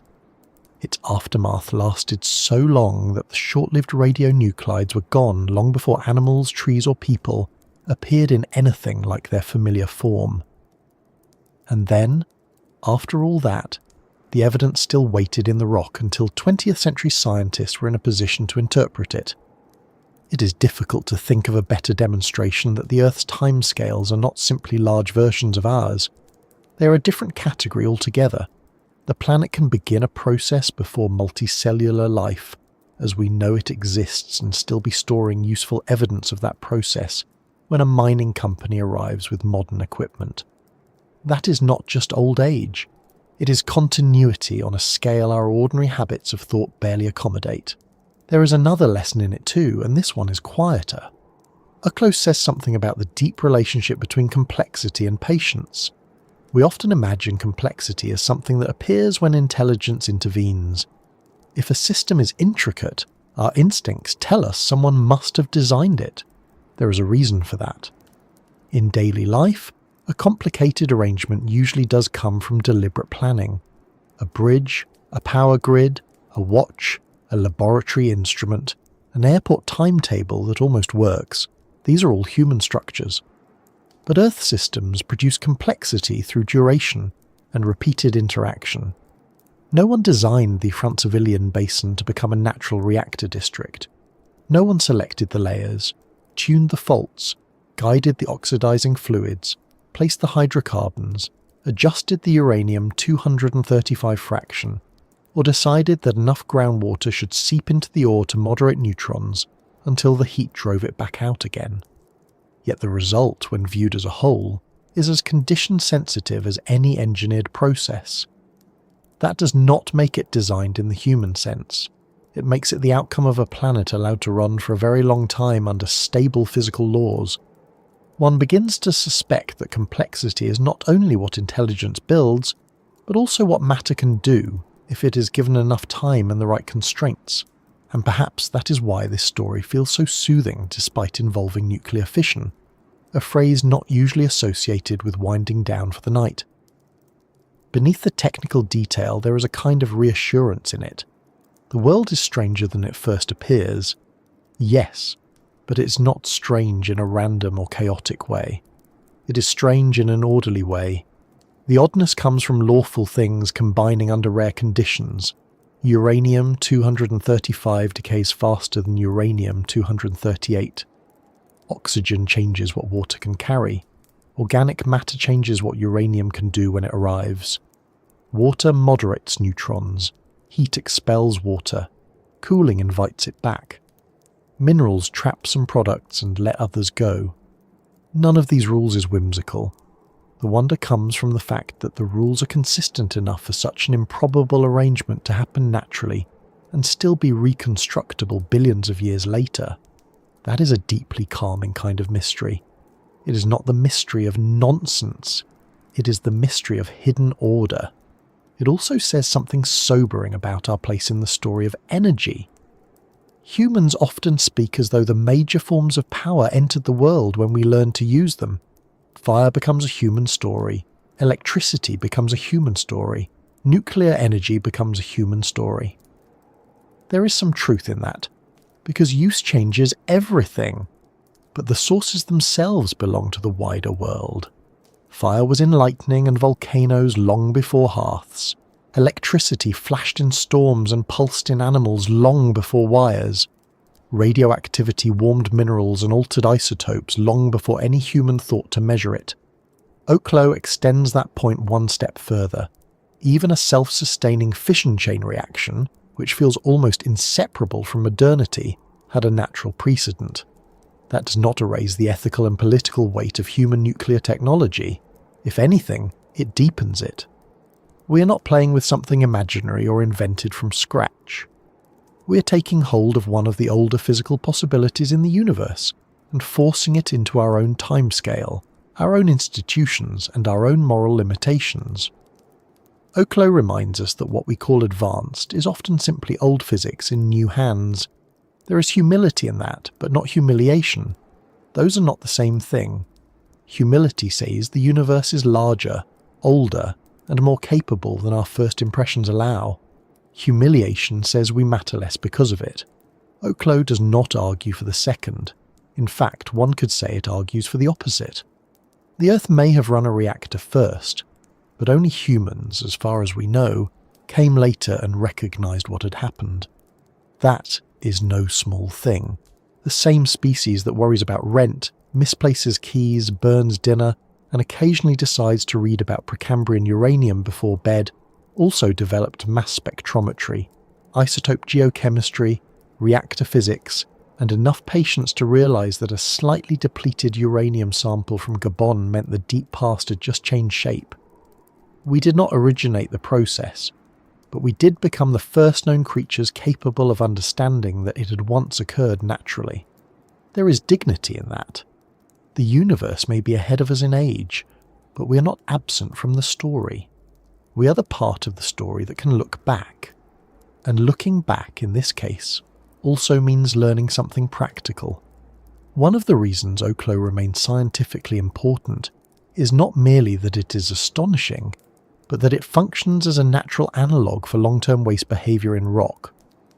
Researchers have used it to think about radionuclide migration, actinide retention, mineral trapping, and geological containment over spans that no human experiment could ever reproduce directly.